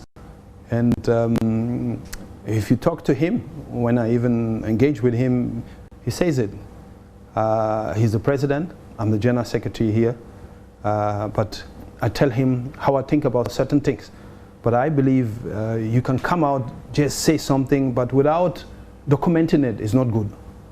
You must always document it. We have, with Sami Kufuor, FIFA stepped in. The players have their careers going on. Do you have any update on that? What has been happening in relation to that one? For now, I don't have any update on it. Our legal handlers are on it, okay. And as well, the one in charge of our player relations is Yusuf Chipsa. Yeah. Of course, as a general secretary, I'm always informed. To be honest, I didn't know how the verdict will go. Yeah. It's even FIFPro who approached us to say we must do something for the players. They want to do something and we have to back it. They are our FIFA. Yes. You understand? And I believe also that as a players union, when they get 24 months, our aim should also be to help them reduce yes. the ban. The ban. But what happened in this way, I didn't expect it. But that doesn't mean it's over. Yes. You know, we have to wait for the aftermath. Yeah. And for now, I'm waiting. There was a congress in Uruguay. Solomon Thorson went, yeah. and I'm waiting for him to give me the update on all this.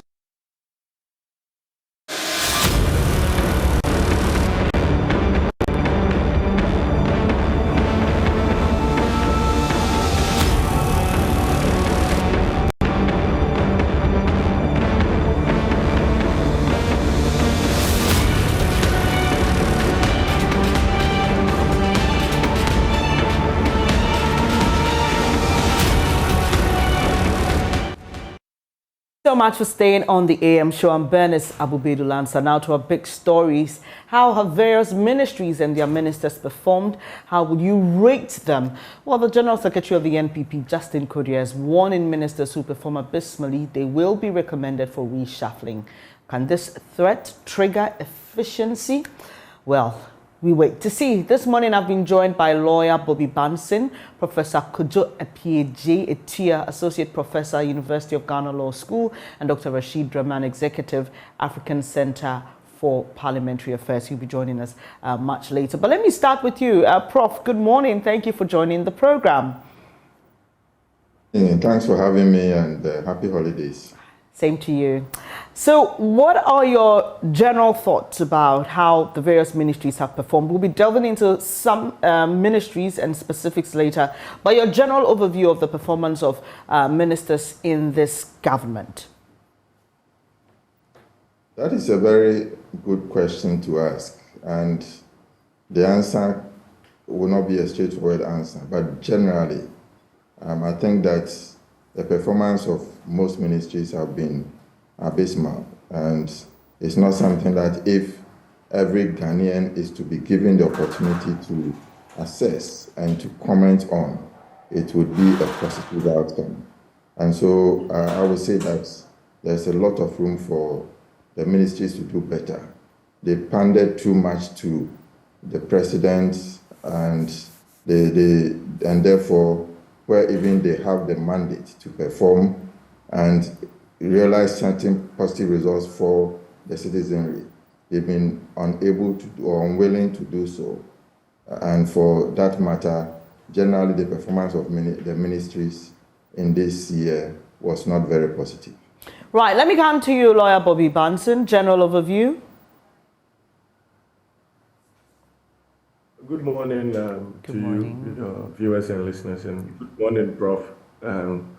I think that looking at the states that the economy has faced, and the complaint from the citizenry in the other sectors, I think that we generally, my view is that there could be room for improvement. We expected better, but it's not where we think that it should be. So on the average, some have done well, some have not done well, but on the average, I think that they could have done better. They could have done better. To the specifics now, let's start from the Finance Ministry, which has obviously been the ministry on the mouths of, or the lips of many Ghanaians, obviously because of our economic situation. Also, Imani Fiscal Recklessness Index puts the ministry at the top of ministries and departments and agencies that do not practice proper laid down procedures when it comes to the books and finances. And the finance minister has been asked to step down. We heard from the general public, we heard from some members of parliament who belong to his own party, and other experts and analysts who've asked him, look, step aside. You said we were not going to the IMF, now we are there. That alone is indicative of a problem. What will give you such confidence, and for which you have backtracked later? Your score or ratings of the finance ministry, what will it be? My issue with the... sorry, Bobby, I addressed Prof. Okay. So when Prof is done, and then I'll take your thoughts. That's okay. Sorry about that, if I wasn't clear enough. Prof, that question was to you. Oh, thank you. On a score of 1 to 10, I think I will rate the minister at between 2 and 3.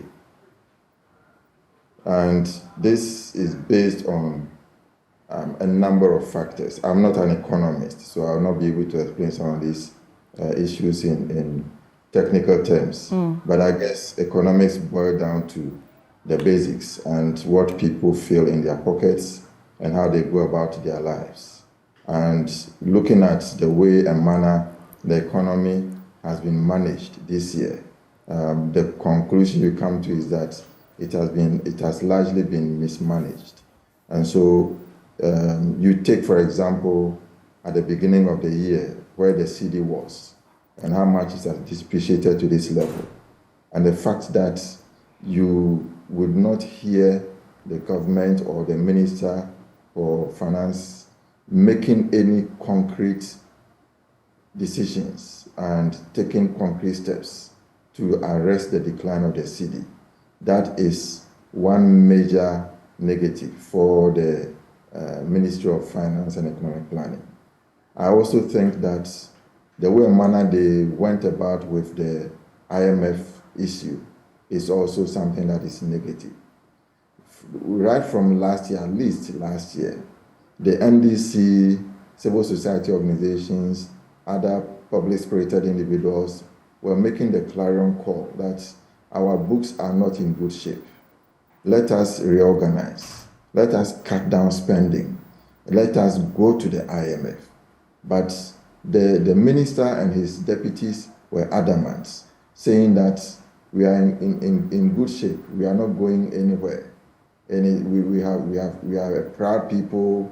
We know we can sustain the economy and move on. The introduction of the e-levy was something that was not well accepted by Ghanaians. And the fact that people, the expected revenues were not realized from the e-levy itself is an indication of failure, because as a ministry, the ministry is supposed to be able to predict and to anticipate the consequences of decisions it takes. And with all the decisions and suggestions that this is not going to work, we should reduce the rate and so on. But it was as if we were hitting the wall. There wasn't any progress, there wasn't any development in that regard. So it clearly shows you a ministry that is adamant and would want to satisfy whoever is not clear, but certainly not the majority of Ghanaians. And these are the constituency that all ministries are supposed to serve. And so if that becomes the case, then the ministry is supposed to blame. We all know the petrol prices and related impact it has had on the economy. Prices of goods rising and people not able to make ends meet. That these are negatives that certainly the Ministry of Finance will have to admit. And even the fact that the ruling government's members of parliament also decided that the minister has to go. Not only the minister, one of his deputies will have to go. It's a clear indication of the fact that first it started with the opposition, it started with civil society, it started with other public spirited individuals, and the call was not heeded to. The government didn't take any steps. Now the members of parliament came in and said that, listen, this is what our constituents are saying, and if you don't do something about it, it is going to affect our fortunes in the next elections. Still, the government said, no, I wouldn't budge. And so that, to me, I think if you want to pick the ministries and rate them in terms of the ministries that didn't perform best at all, I think the Ministry of Finance and Economic Planning will come tops. Right. Bobby, is it the same for you? Would you rate the Finance Ministry as the worst performing one? I think it should come on top of the worst performing ministries. I think that for me, the issue with the Finance Ministry is not necessarily the state of the current economy, because whether we like to admit it or not, it's not alien to Ghana. The hardships that we are facing is not very alien to Ghana. I think that my problem with the ministry, like Prof indicated, is their refusal to have admitted this was going to happen and to have taken the necessary steps to alleviate the impact of these external factors or shocks on us. So yes, we know the external factors persisted, but everybody else, apart from the ministry, seemed to have seen this 12 months ago. And they insisted, no, they already have things in place that will not let us face it. And 6 months down the line, the very things they said was not going to happen to Ghanaians or to the Ghanaian economy happened. And worse still, they still did not have the integrity or the conscience, or I mean the ministers, if I may narrow it, to resign from their position, to say that, listen, I took this job, I swore an oath of allegiance, I have told you something that was not going to happen, which has happened, and so I'm leaving my position for somebody else to take over. If you rate the minister in that sense, and then you'd see that he has not done a lot of service to Ghanaians in the sense of his ability to respect, I won't say their wishes, but the tenets of political integrity, if there is anything like that. I know that he is appointed by the president and should be dismissed by the president. But if the people that vote the president into office also vote parliamentarians who represent both sides of the divide, and the parliamentarians, majority of the parliamentarians, both the MPP and the NDC, some way, somehow, at one point in time, expressed their desire or said that our constituents want you out, I think that the best he should have done was to have respected those views and resigned with integrity. But we all know the circumstances under which the vote of censorship that was tried against him did not wash. We all know what happened with the majority side walking out under all sorts of, as it were, influences or what have you from the party. So assessing the Ministry of Finance, in my opinion, it's not per se the state of the economy, because it is something that was predicted. It's their refusal or stubbornness to have accepted this prediction and taking steps to it. And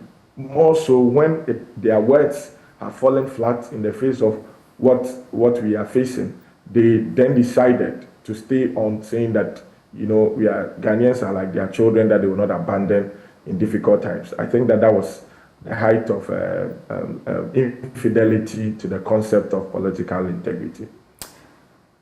Let me acknowledge the presence now of Dr. Draman, Executive Director of the Network for Parliamentary Affairs. Thank you so much for joining us this morning.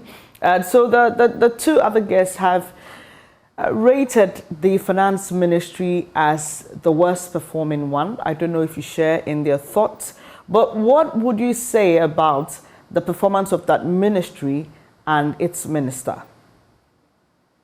Thank you very much. I think my co-panelists have said it all. I have not done a lot of work in terms of following the various ministries, but I follow the ministers and I follow the work that they do in Parliament. And the work of Parliament. Right. Now, if what we are all living through is anything to go by, and then what we are hearing from members of Parliament and all the challenges that we have as a country, I think it will not be, far-fetched to say that the Finance Ministry is one that is having the most challenges in our republic. I hear my co-panelists about the fact that, in looking at the performance of the ministry, we should rather look at the intransigence of the people who run the ministry rather than perhaps the economic challenges that the country finds itself in, because that is global. True, it's global, but you see, in the work that I do, I go around quite a lot. Particularly in our neighborhoods. I travel to Togo, I work with the Nigerian Parliament, I work with the Burkina Parliament, and so on and so forth. These, and Sierra Leone, the Gambia, these are countries that are much, much less endowed than our country. And these are countries that have equally faced the challenges of COVID, the challenges of the Ukraine war, and so on and so forth. And sometimes you find it very difficult to understand how these countries were able to manage. Just yesterday, I was in a conversation with somebody from Nigeria, and Nigeria was on Al Jazeera.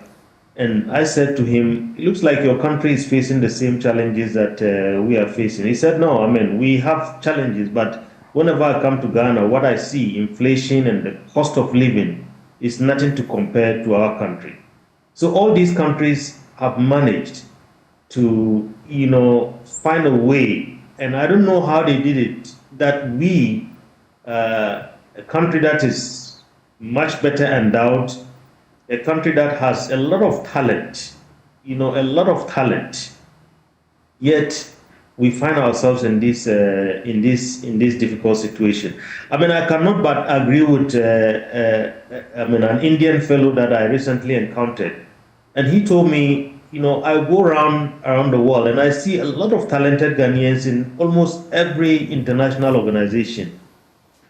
Yet it looks like your politicians are not as talented as the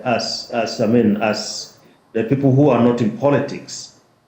And I asked him why. He said, the kind of policies that I see in this country, they are very, very baffling in terms of, the direction in which they are taking your country. And so I think that is the context within which we have to look at all this. And to say that, if everybody but the president and the minister for finance are the only ones who see nothing wrong with what is happening in the economy, then I think it's quite troubling, and it's not far-fetched to say that the Ministry of Finance is one that that perhaps will be at the bottom of the league, if we have to put it that way. You talk about this comparison between Ghanaians who are working in other sectors and not necessarily in politics being compared with politicians here, and how for this friend of yours, he doesn't seem to appreciate the work that is being done by these politicians. But you are in Parliament, and a lot of you focus on parliamentary work, and a lot of our ministers come from Parliament. Would you say they are not as smart, or it is the challenge of having to do what they are told and towing a certain line, even if it goes against the proper rules of whichever sector they find themselves in, and taking this nation where it ought to be? Yeah, I think that talent. Yes, there's a lot of talent in Parliament. What is lacking is what I describe as a human element, the element of integrity. I think that is what is driving our country in the direction in which it is headed. We had a recent confession, if I can put it that way, by the minority leader, saying that Parliament has failed in its oversight responsibilities. These are people in the House, 275 of them. A lot of them very highly educated. So to say they do not know what they have to do, I think will not be right.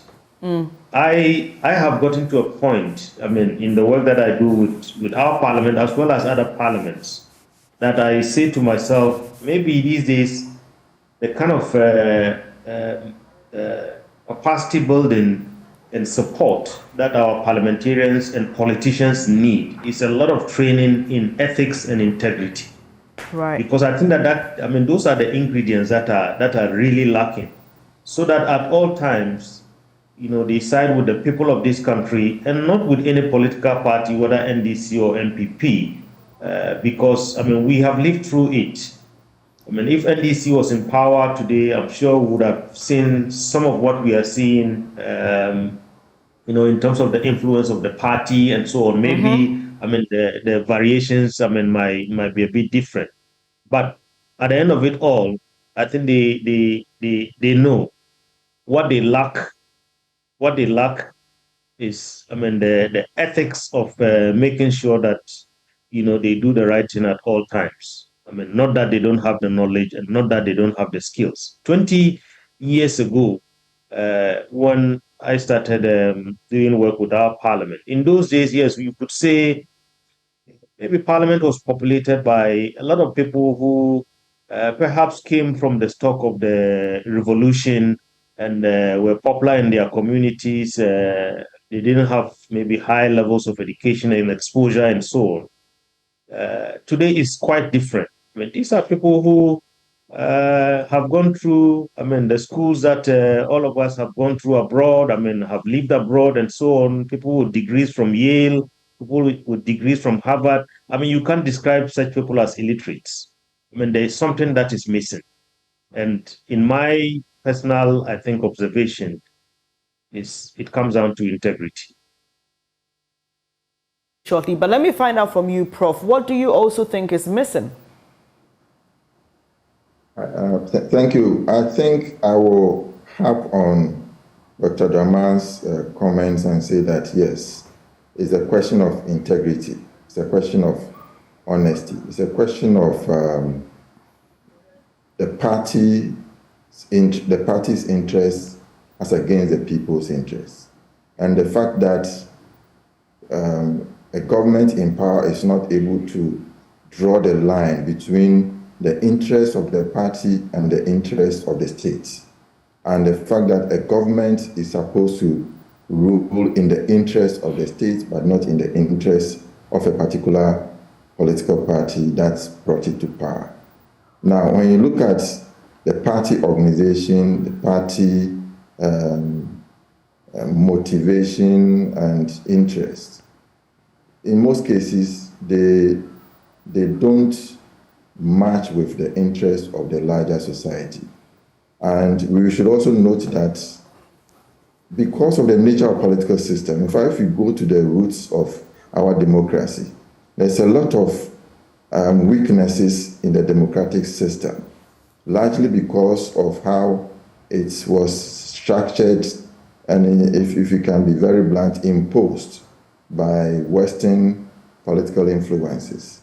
You realize that it is a weak form of democratic system, which obviously was better than living under a military regime.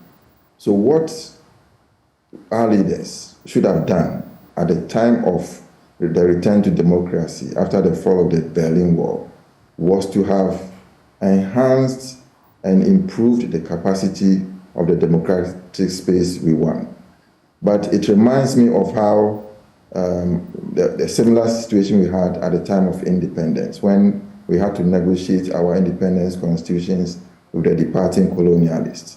And after they had gone, we realized that there were certain structures that were left intact, which our leaders thought that these are opportunities or avenues we can use to suppress dissent. These are opportunities we can use to get rich quick or to be able to start some money somewhere, which therefore led to the mess we had with in the 60s and 70s when military dictatorship became the order of the day. Coup d'etat was a daily occurrence in African states. We see a similar situation now. We didn't protect the little democratic space that we won or we had or obtained after the fall of the Berlin Wall. And we have rather taken steps to shrink that space. So political parties are making a lot of inroads into our democracy, infiltrating democracy. And we know that political parties are funded by certain key individuals. And at the end of the day, they begin to dictate the pace or dictate how governments should be run. And so we have a situation where even though the constituents, the citizenry are saying that the direction we are going is wrong, we have to change, the government is not ready to change because the strings are being pulled by financiers and other actors who stay afar. Of course, not only the financiers, the international donor community has a part to play. The multinational communities have a part to play. And so these are the actors that the government in power is trying to satisfy instead of the citizenry.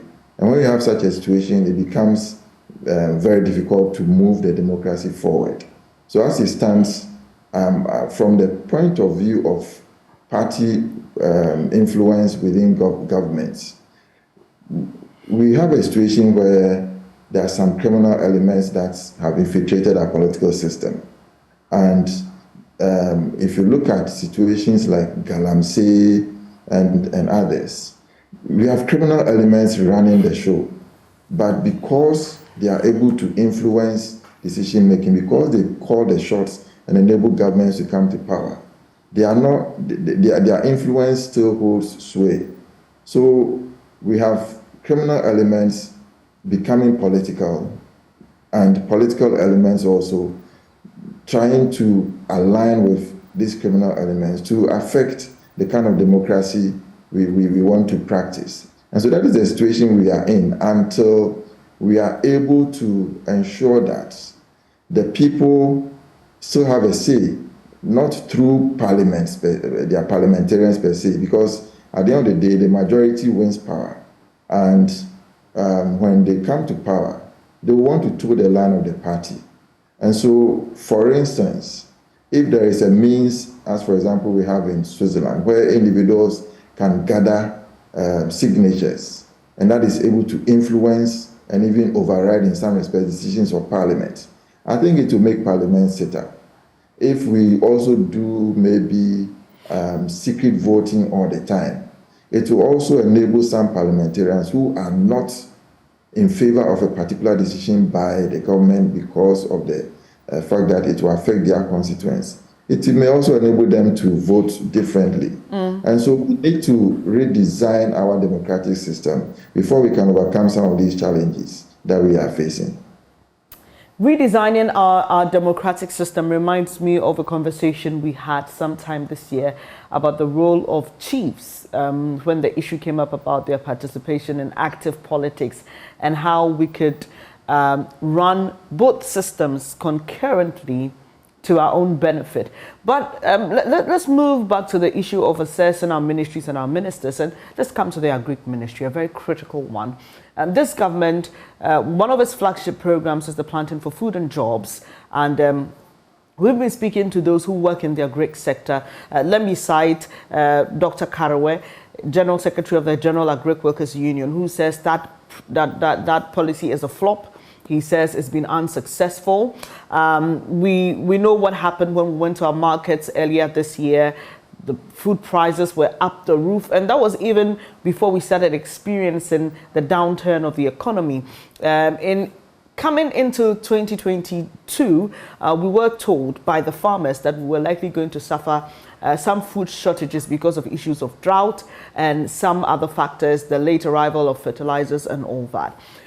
Recently, the ministry set up a Planting for Food and Jobs market, which largely sold plantains. Again, let me cite Dr. Karawe, who says, look, this is just populist. We know that at this time in the year, plantains are in season and it's easy for you to get it in that quantity and sell it at almost cheap, sometimes just about 1 city, 2 cities below what is sold in the market. What would you say of the Agric Ministry as well? Let me start with you, Bobby Banson.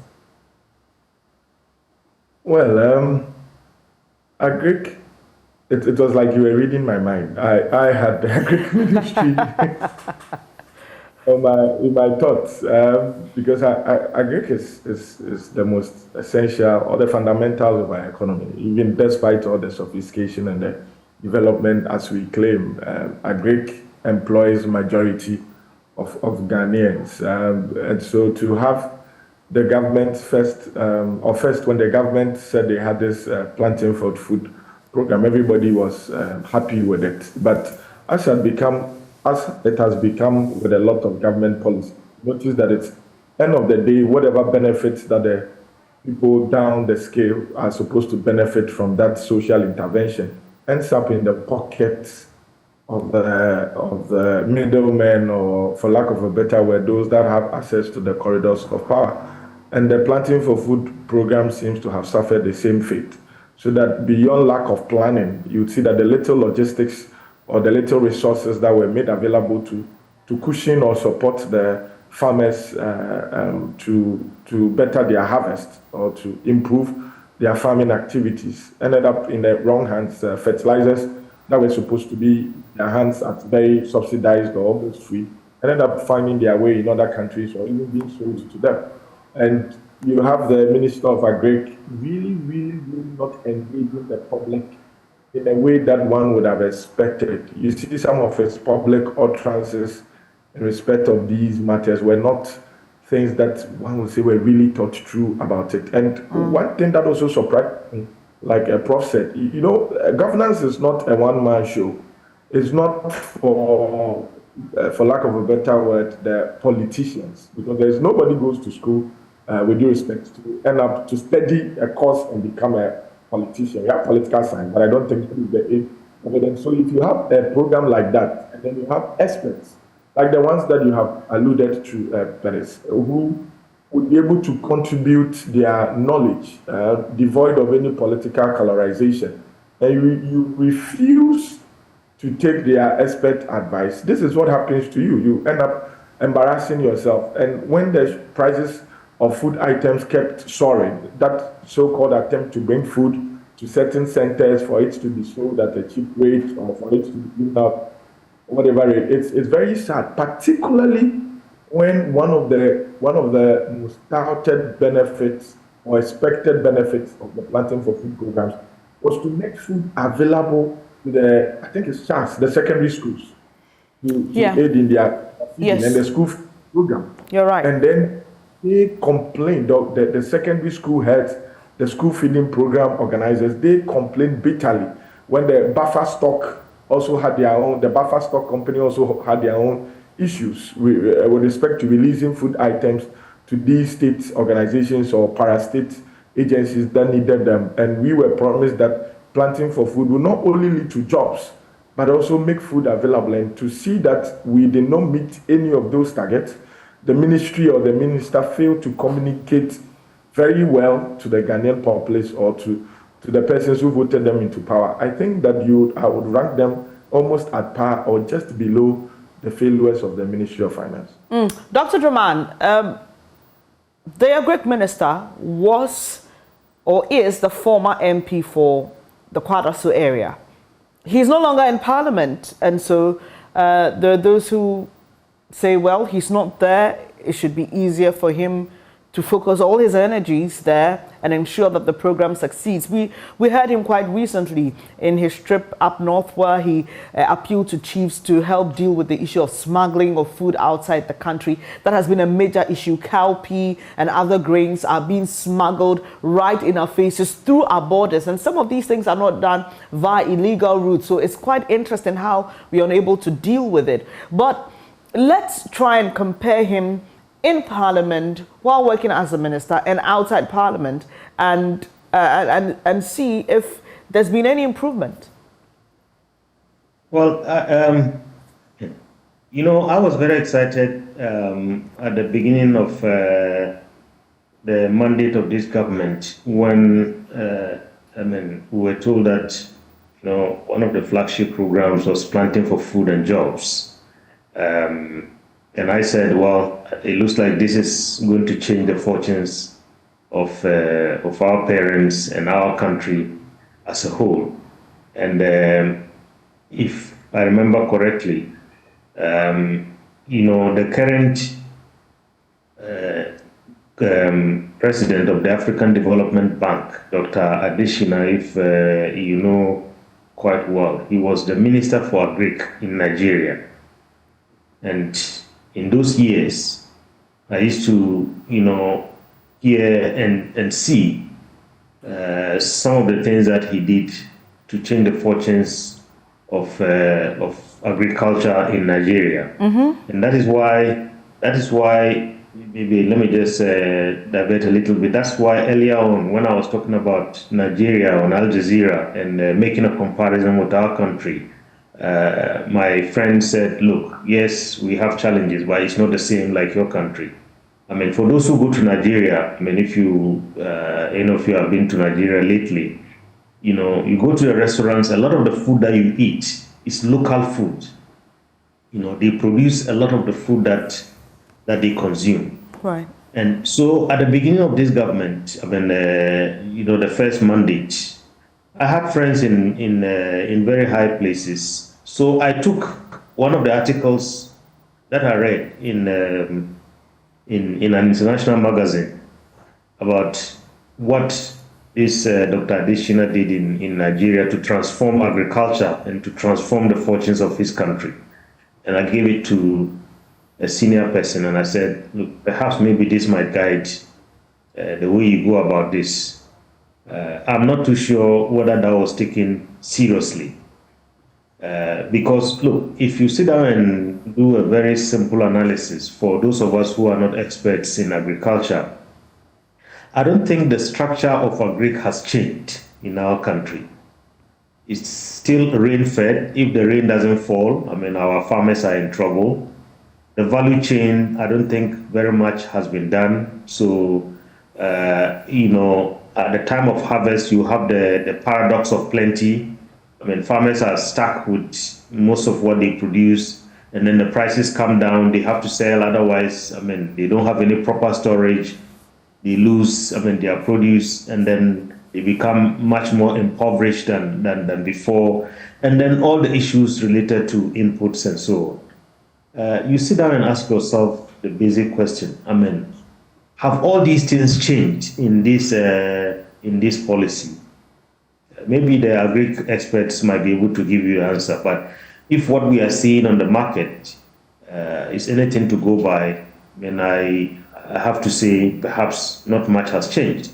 If you go to my village today, I mean, my father used to be a farmer, and that's how we were all educated through, I mean, the hard work on the farm. And they used to rely on rain, and today is the same thing. And sometimes when I go to the village, they tell me, well, I mean, the days that we used to farm, I think are brighter days than these days, because despite all the challenges, I think some of the policies were carefully thought through. So I think all to say, you know, we had a very sterling opportunity to do something about, you know, how, you know, the fortunes of our country could be turned around. Yet, I think we squandered, I mean, that opportunity. Because today, all the challenges with foreign exchange, with imports, with, I mean, all the troubles that we have in our economy, part of that, you know, is due to the fact that we don't produce what we consume. A lot of our rice comes from abroad. There's pressure on the foreign exchange. Even chicken comes from abroad, and sometimes very unwholesome. You know, I lived in Burkina Faso for about 2 or 3 years, advising their parliament. And in those years, this were just recent years, about 2-3 years ago, before they had the coup. You know, you go to Burkina Faso and they tell you that, you know, we have a policy to consume local chicken. So you hardly see any foreign poultry sold, I mean, in the supermarkets in Burkina Faso. All the chicken that they consume is local chicken. It gives employment to the people in the rural areas. I mean, it creates, you know, a lot of opportunities. I mean, people eat what they produce. There's no pressure on their foreign exchange. And then I think above all, they also eat very healthy food. Sometimes some of these foods that are imported into our countries, I mean, you know, and our politicians sit down and watch this, you know, very wholesome food. I mean, we've had instances when, you know, a lot of these have had to be recalled, and people were supposedly punished for you know, I mean, serving us with food that is unwholesome, that has, I mean, stayed in freezers abroad for only God knows how many years. Right. And these are served on our dining tables. So I think at the end of it all, we had an excellent opportunity, but I think we missed that in the planting for food and jobs. Prof, your take on the Agri Ministry. Dr. Draman says it was a fine opportunity. We know what's happening with our poultry industry now. It's going downhill. I've met people who tell me, look, I started with 50,000 birds. I have just under 10,000 now. It's expensive to feed my birds. I'm not making any profit. People import chicken into this country, which is sold at cheaper prices. And so, look, there's no way forward for us. In fact, on Newsfile over the weekend, we had the chairman of the Poultry Farmers Association complain bitterly about their experiences. Is it too late for us to save the situation? And seeing like what I shared earlier, the Agri Minister, for example, appealing to chiefs to help deal with the issue of smuggling or carting of grains to neighboring countries and all that. Does it look to you like it's a helpless situation, or we can salvage it?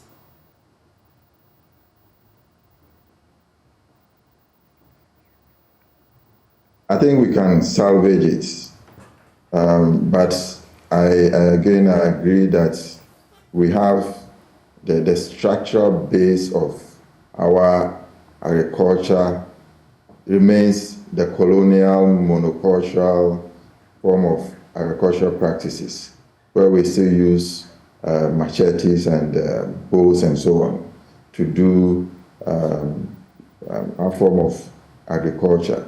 And so we have a situation where we are not producing enough for ourselves. And even where we have the capacity to do so, we are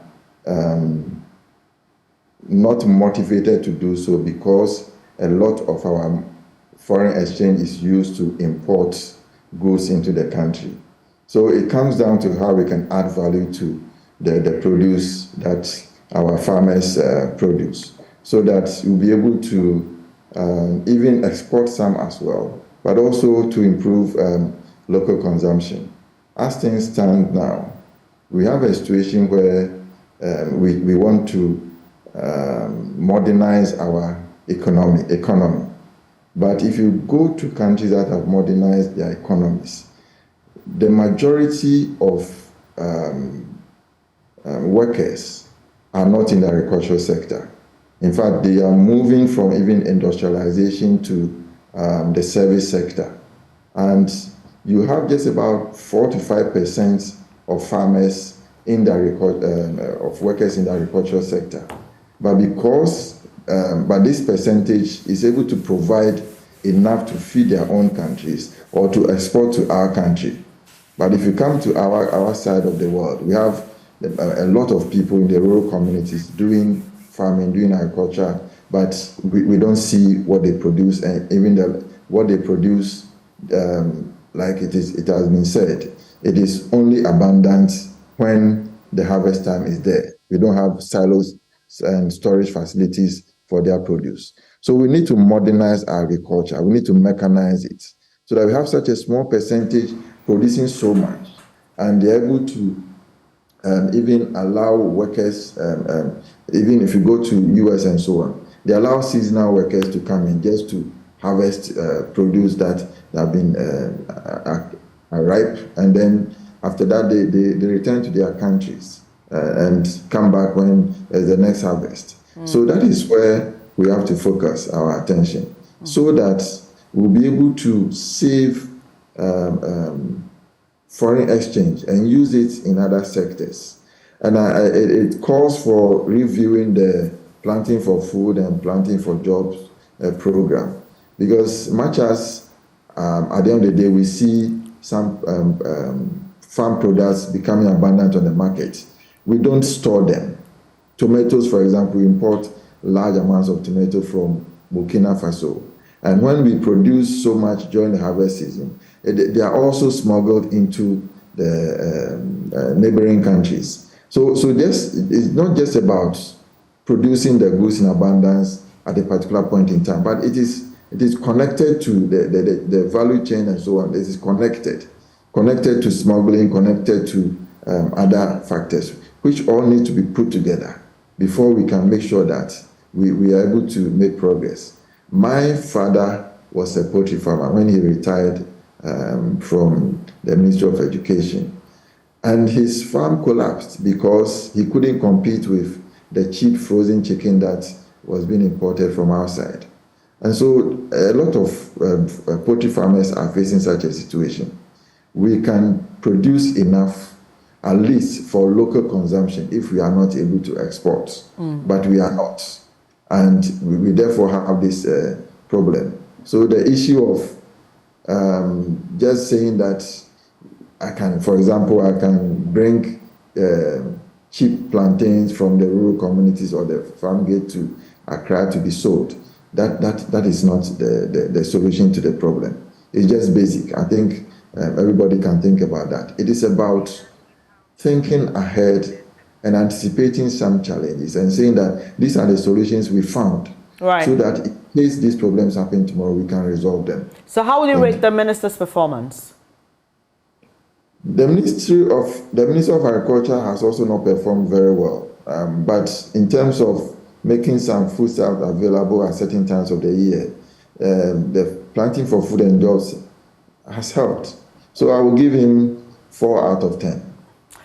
If you just joined us, this is the AM show, and we are assessing ministers and their ministries. The General Secretary of the governing party, the NPP, has said that Ministers who perform abysmally will be recommended for reshuffling. My guests have been sharing their thoughts, giving us a general overview, talking about the Finance Ministry and the Agric Ministry. The next ministry we'll be moving to is the Education Ministry. You can tell why. The biggest flagship program of this government, free senior high school. There's a lot to talk about that. But before we delve into that, let's listen to President Akufo-Addo, who was speaking earlier this year on a Tech FM about the performance of his ministers. Ministers in the government have been performing like this. And if they are performing like this, what is the reason why a president is just going to take his green ink and say, we'll make sure with the... No, there's any deal so there's from a Greek minister to trade and industry, to finance, to Bafua, to Amokwata. There are others. There's a reshuffle there. Yes, once so many MSS, because there are several people who have left my government, which I removed from the government. There are people. My first term or no second term or that's all. But there are some of them, some of the longer serving ones, when they do so many. Good. And that is the reason why. And I think there's good explanation. And yes, it's not the Juma all year, the somewhere Juma all year. And then I'm because men are ultimately no responsibility. But the Juma shall sound to me, then once a bit, and some it wasn't. But now I'm out of now to all. Me baby dimbone. Me banasa. President Akufo-Addo earlier this year speaking on Utek FM, and you heard the presenter referencing the Agric minister who was with him in the studio, and the president did say that, look, I'm not doing this because I like anybody necessarily. If I'm satisfied with the job they're doing, there's no reason to get them out. So we can deduce that the ministers who are in office at least satisfy the president to a certain extent.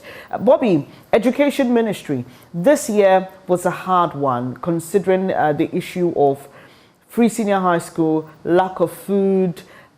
We saw heads of school threatening to close down the schools because there was no food to feed the children.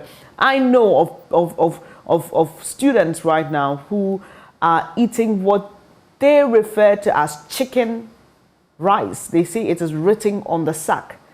Chicken rice. Some of them say it smells like feed for chicken, and they are so unhappy with what they are served in their dining hall. And we cannot underrate the importance of this. These are young children who are studying, who need a lot of nourishment. It was very hard. We had the spokesperson of the Education Ministry here in studio. I spoke to him over the phone. He was here in the studio to also talk about some of these matters with us.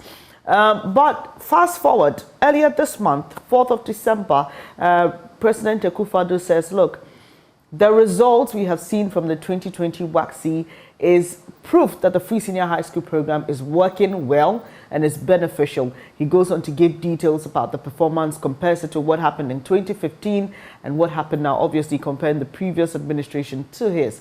Bobby, free senior high school program, there are many who have called for a review, but once again, the president hasn't heeded that call. Moving into 2023, what are your wishes for the free senior high school program? Any suggestions you like to prefer? Would love to hear them.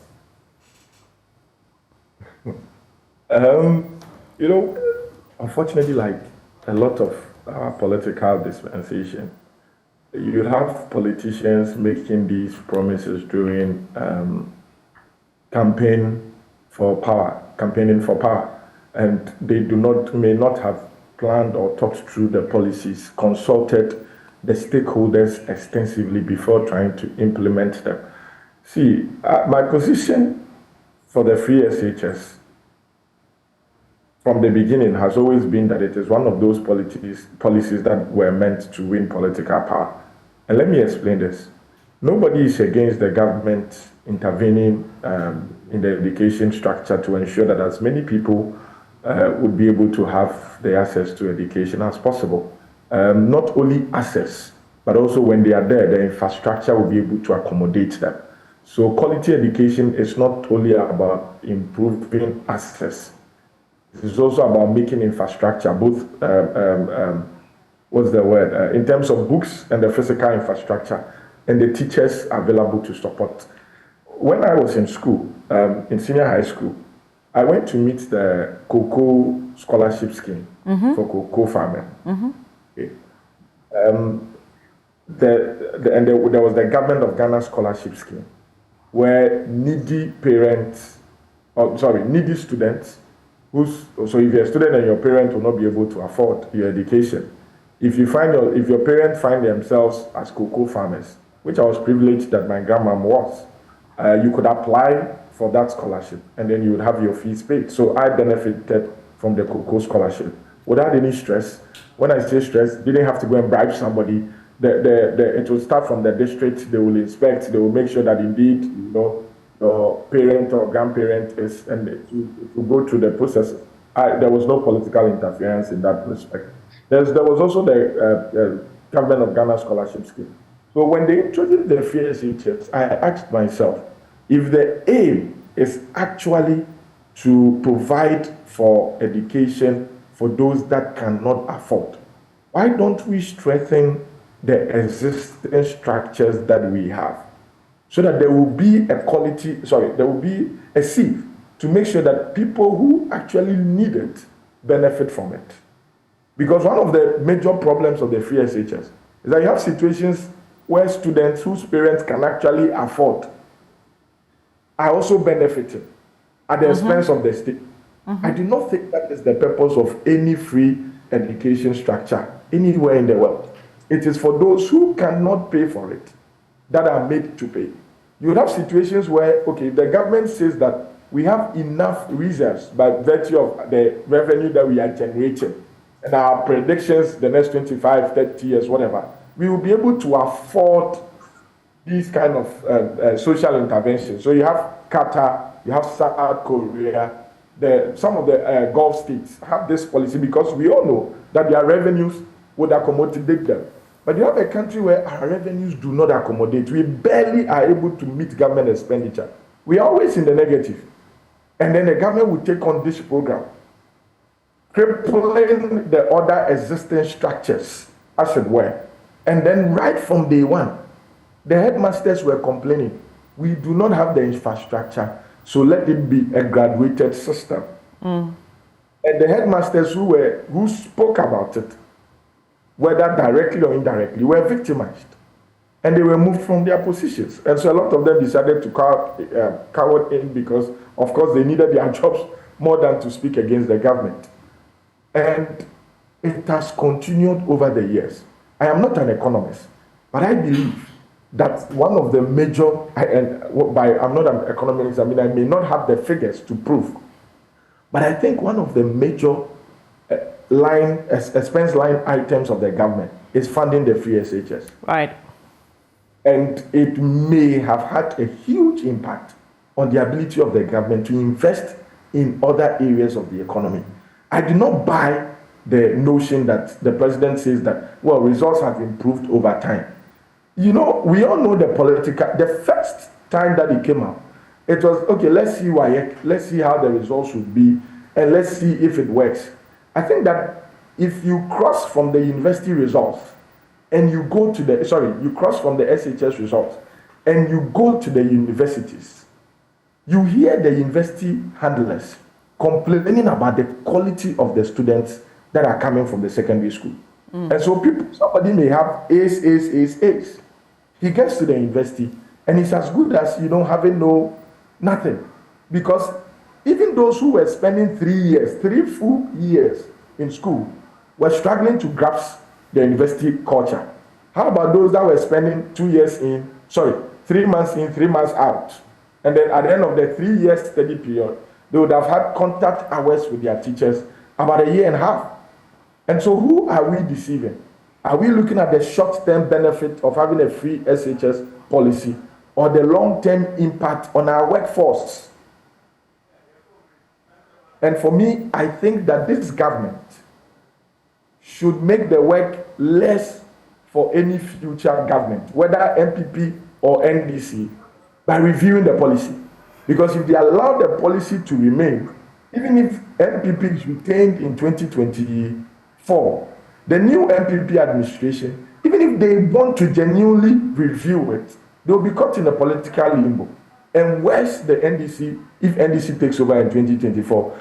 And on your news portal, you have interviewed some market women who have said that they rather have paid school fees than face the economic hardships. Listen, parents, I know parents personally, who every week, so the schools have formed WhatsApp groups for their parents.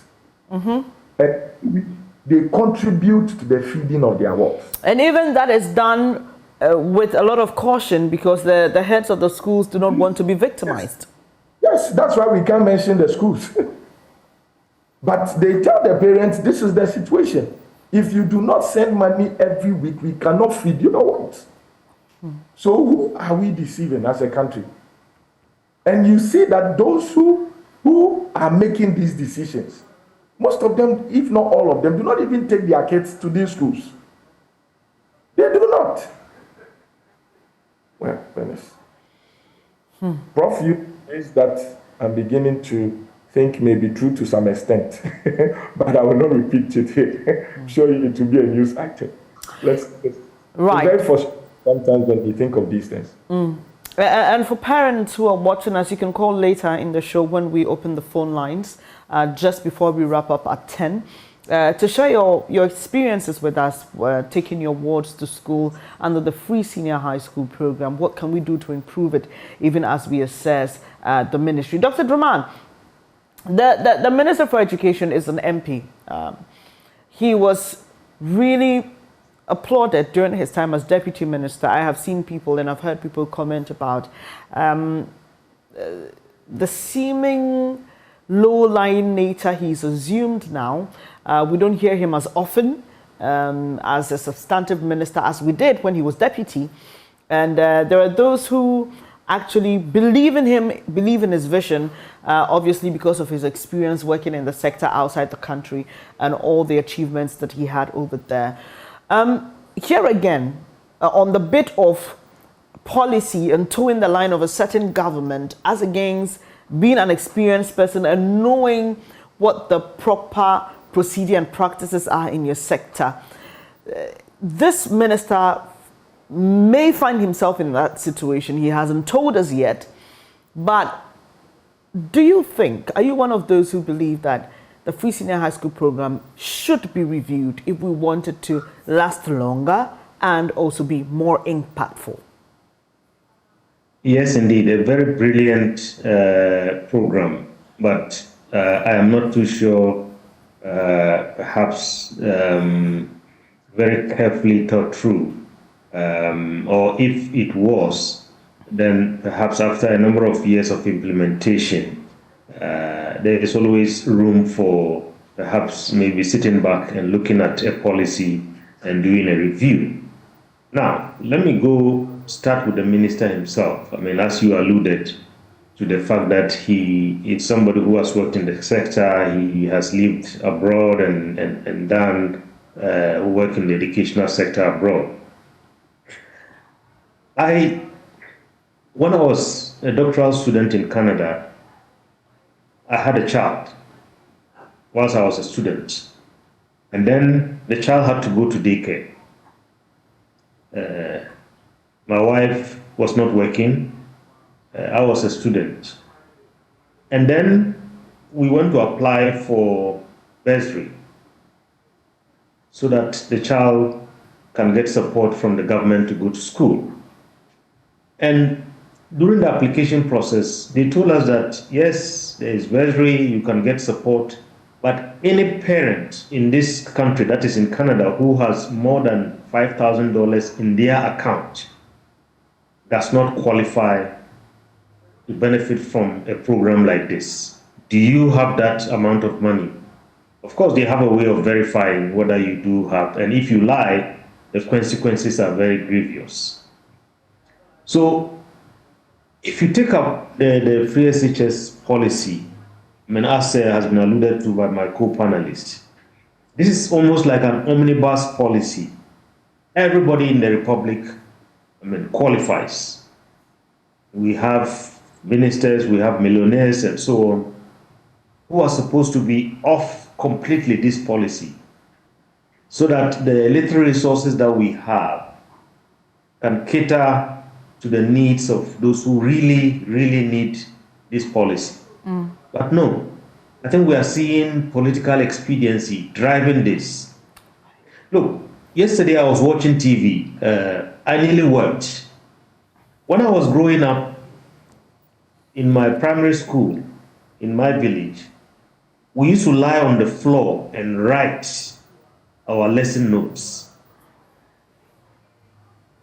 Today, I don't know how many people watched TV yesterday, but on TV3, they showed children in Upper West Region lying on the floor and writing. They showed the Zebila Senior High School, the laboratory of the school, in complete tatters. And these are people who are supposed to grow up and compete with children, as was said in Korea, in Qatar, and so on. Our future is very, very, very bleak as a country. And you see, those who tout the fact that the results of the examination is proof, I mean, let us tell them that the reality that we see on the ground. I mean, I run an organization and I have, products of senior high school coming to the organization. Sometimes we interview them, we ask them to do basic things, and they cannot do it. And these are people who, some of them, when you ask them, what did you get? I got all A's, I got all B's, and so on. Yet they cannot even string a very simple sentence.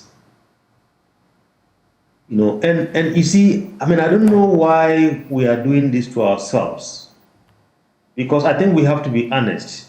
At the end of the day, as somebody once said, I mean, a leader in parliament once told me, if we are not being honest with ourselves and continue this way, tomorrow we, the politicians, will be victims of the kind of bad products that are coming out of this school. And he said to me, you could get involved in an accident and you need emergency first aid. And then a product of a medical school who was not properly taught would come to administer this first aid on you. He said he's going to kill you. And I think we have seen many examples of that. So I think that, look, I mean, just as with many other policies, I mean, this policy, is a very brilliant policy. I mean, good intentions. I mean, we have to praise the president for that, because every country is as good as a human resource that it has. But when people say the policy is not working, I think our politicians have to eat humble pie and look at the policy carefully and see where is it that they can make revisions. Apart from the fact that, I mean, most of the elite in this country don't send their children to these basic schools, the public schools. I think there are even stories about how, I mean, those who are in government, those who are rich, are benefiting from government scholarships that are meant for, like my brother here said, for children of cocoa farmers, for children of, ordinary kind of standing in society, and so on and so forth. I mean, why are we doing this to ourselves as a country? Honestly, very, very unfair. And like you said, I mean, there are certain things that we cannot say on your platform. But all is not well when it comes to education in our country.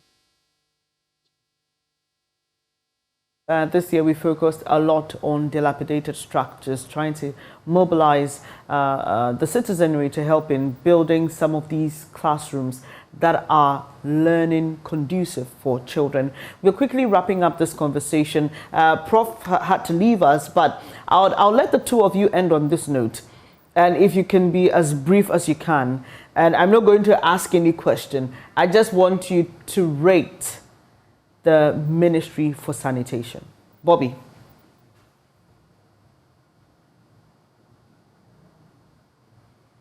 Hello, I was hoping my last word would be on the Ministry of Lands and Natural Resources.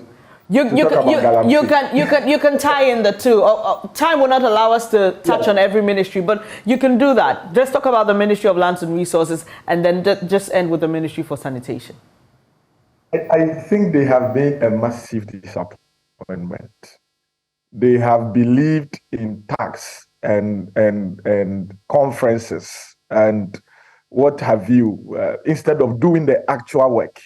And I think that ministry, if the media keeps focus on them, then they will be forced to do what would benefit all of us. And they tie into sanitation because galamsey affects the environment as well. The sanitation ministry, I would want to speak to Accra because that is where, what I see every day. I think there have been some improvement. To be honest. Especially on the Makola Street where I go to court, I go to teach the law school, I walk to the office as it were. You see that, yes, the rubbish gathers, but they try as much as possible that by the morning, they clear them. That was not in the situation usually where you get there by 9 a.m. and there's still rubbish collected. But as to where they dump the rubbish, it's a problem. My major curiosity when it comes to sanitation, Bernice, is where they call the Lavender Hill. That's where we have the Bukom. As long as I can remember, the stench there has been constant. And looking at the Kole and how it's very important in the scheme of affairs in Accra, as it were, and we've still allowed it to rot right from Circle down to that side. I'm yet to see the sanitation ministry or the AMA, as it were, if it's not the AMA, whichever municipal assembly that it falls under, actually sitting down and implementing a policy. As for policy, I'm sure they would have had every year or every political administration, they have one. But whether they can implement it, they always say that it goes to the people. If the people themselves are putting the rubbish in the gut. But we have laws that punish these people. We've heard them say they are bring back the town council inspector. But there's also been the Clean Your Frontage initiative, and we know the AMA has taken some people to court for what you're seeing on your screens now, dumping rubbish in the gutters. Yes, none of them said that there have been some improvement, but we can enforce them. Because you see, especially with these sites, these are the market centers. When it's getting to, the Greater Accra minister started enforcing some of these laws. And because of political pressure, he had to stop. He wanted to clear Accra of filth, make sure that the market centers are what it's supposed to be. He started with Medina, he went to Agbodbloshi, and at the end of the day, he said there's been a lot of political pressure, even sometimes his life being at stake. And so I'm sure he advised himself. But we need a consistent and concerted effort to clear Accra of this filth. Right. Dr. Droman, you have the last word. Is there any specific ministry you'd like to speak to before commenting on the sanitation ministry? Of course, the Ministry for Lands and Natural Resources, I think, deserves a mention, as he indicated. I mean, for me, what baffles me every single day in this country is how we allow foreigners to come into this country and mess our water bodies, mess our environment up, things that they cannot dare do in their countries. And then we have politicians who are supposed to be watching over these. So that's my comment on the lands and natural resources issue. In terms of sanitation, I mean, just like the pictures that you were showing on your screen, you know, we have open drainages, open gutters in our country. Go to a place like Sierra Leone. I was there recently. We were taking a walk in the evening with a colleague of mine, and he made a comment. He said, "Do you realize that since we started walking for about 15 minutes, we haven't seen any open drainage?" And this is Sierra Leone. We have these drainages, just like what the lady was doing on your screen. It's very easy. You dump this rubbish there. Eventually, it accumulates. We have floods. We have people losing their lives. It's a yearly affair. So overall, yes, maybe the central part of Accra, there has been an improvement and so on. But, you know, you go to many parts of our country, mosquitoes that are as big as the sizes of our fingers. And I think this is all from the fact that we don't have proper sanitation in our cities and in our country. Well, is the dream of making Accra the cleanest city in Africa still on course? We've got our fingers crossed. 2020 is almost done.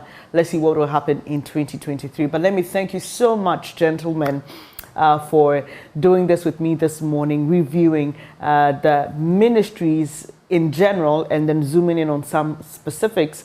Lawyer Bobby Banson, thank you so much. You have been a regular on the show this year. Also, we had Professor Kojo Appiagyei, Associate Professor at the University of Ghana Law School, and Dr. Rashid Rahman, Executive African Center for Parliamentary Affairs. What can we say? Thank you so much. And we wish you the very best of the season from my team and myself. We are grateful. Enjoy the rest of your day. Well, it's now time to bring you that interview parliamentary correspondent Kweku Asante had with MP Kofi Adams.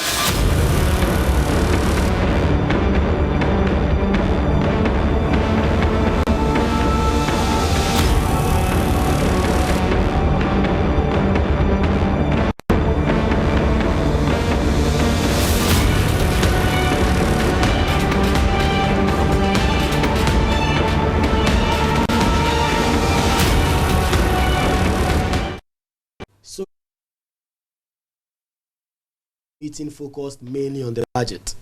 But you know that one of the key issues that MPs had to contend with was Finance Minister Ken Ofori-Atta. The minority MPs filed a censure motion against him. We now know that that censure motion has failed because he could not garner the constitutionally required 183 votes to pass. But there were other issues in this meeting of Parliament having to do with the budget, the minority opposition to VAT, e-levy, and other key issues. So I'm discussing that with NDC MP for Buim, Kofi Adams. He is very experienced in politics. We know from his time serving the former President Jerry John Rawlings, also a former national officer of the NDC. At the time, he was the national coordinator of the NDC's campaign. So he knows a lot about politics, and I'm going to ask him about some of the key issues in Parliament for this. Honorable, let's start first from the censure motion. You knew from the start, didn't you, that this was going to fail? So why were you insistent on going through a path which you knew was not going to materialize? Well, let me say that we couldn't tell whether it will fail or not fail, because the Constitution is very clear that in removing somebody from office or putting somebody into office, when members of Parliament have to act, the vote is done through a secret ballot. We were very much aware that our colleagues in the majority have equally stated, and publicly so, that the minister has proven to be incompetent, and that even if he was competent, his competency level has actualized, and that in the situation that the country finds itself now, the president must see the back of his appointee, the finance minister. So we thought that we will have the MPP side of Parliament for once join us to give Ghanaians what they have been yearning for. Especially when we returned from recess for this particular meeting. On the 25th of October, Tuesday, more than 80 MPP members of parliament organized a press conference and indicated that following engagement with their constituents, not they themselves, their constituents who voted them to come and represent them, they have asked them to see the back of the finance minister. That was 5 days after His Excellency the President had gone to Ashanti region and appeared on a radio station and announced that his ministers were doing so well and they were performing excellently. So if these MPs were saying this, and 80 of them, later the number kept increasing, it even became the position of the majority. We least expected that they will follow a party line and once again disappoint Ghanaians instead of doing what Ghanaians really wanted. Did you ever believe that NPP MPs would join NDC MPs to remove one of their own, despite whatever issue they may have with him? Well, because that would have been giving the NDC, the opposition, their arch nemesis, the victory. But they were already asking also for his removal. Yeah, but that's why they say that you may be going to Boem, you could go by flight, you could go by land.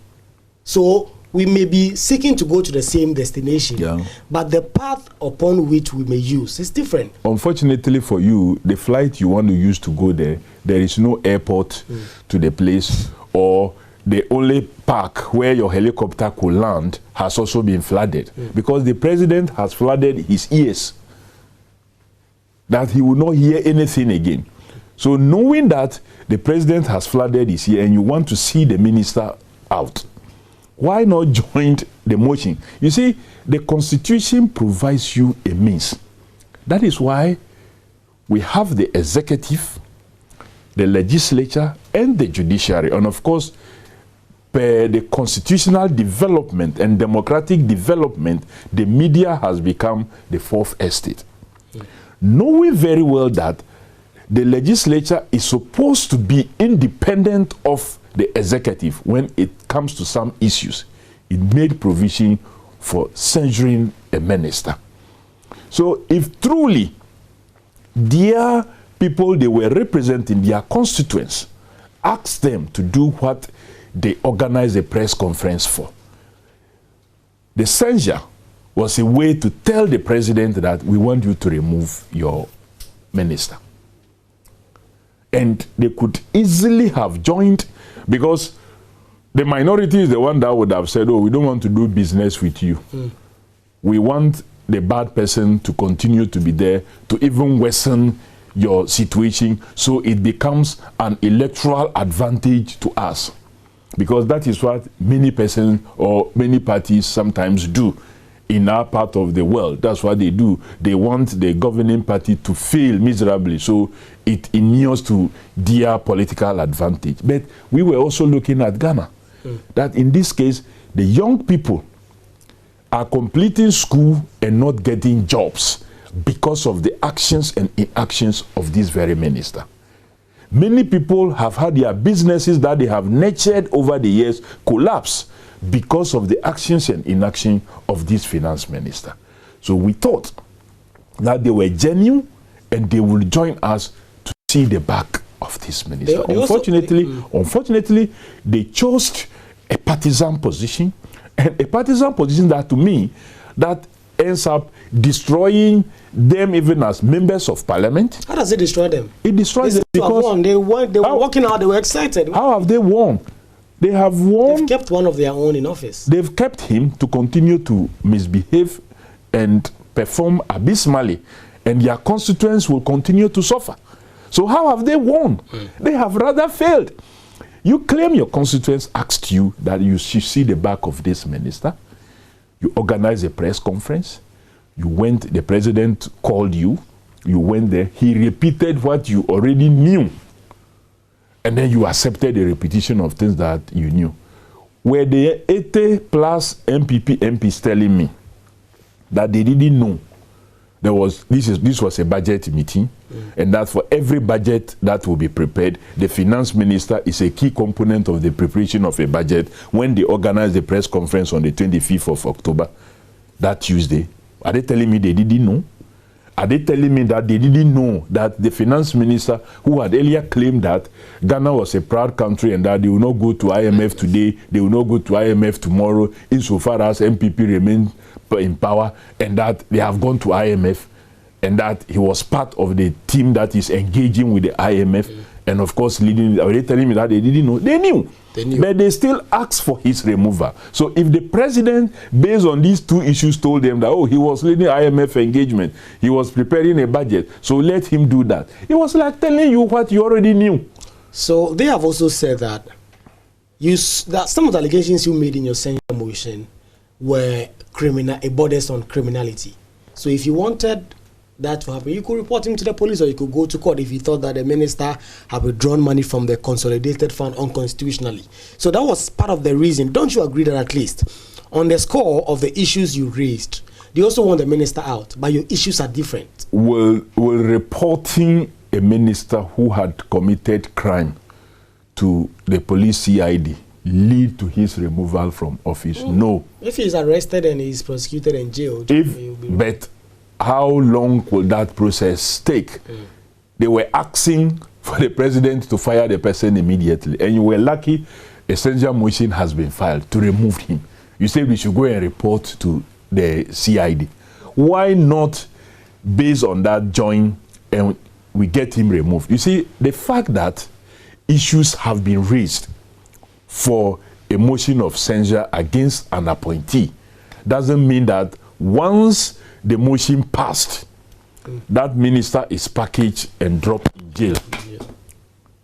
It doesn't work that way, that you package the minister and drop him in jail because the motion has passed. No, the motion have only passed.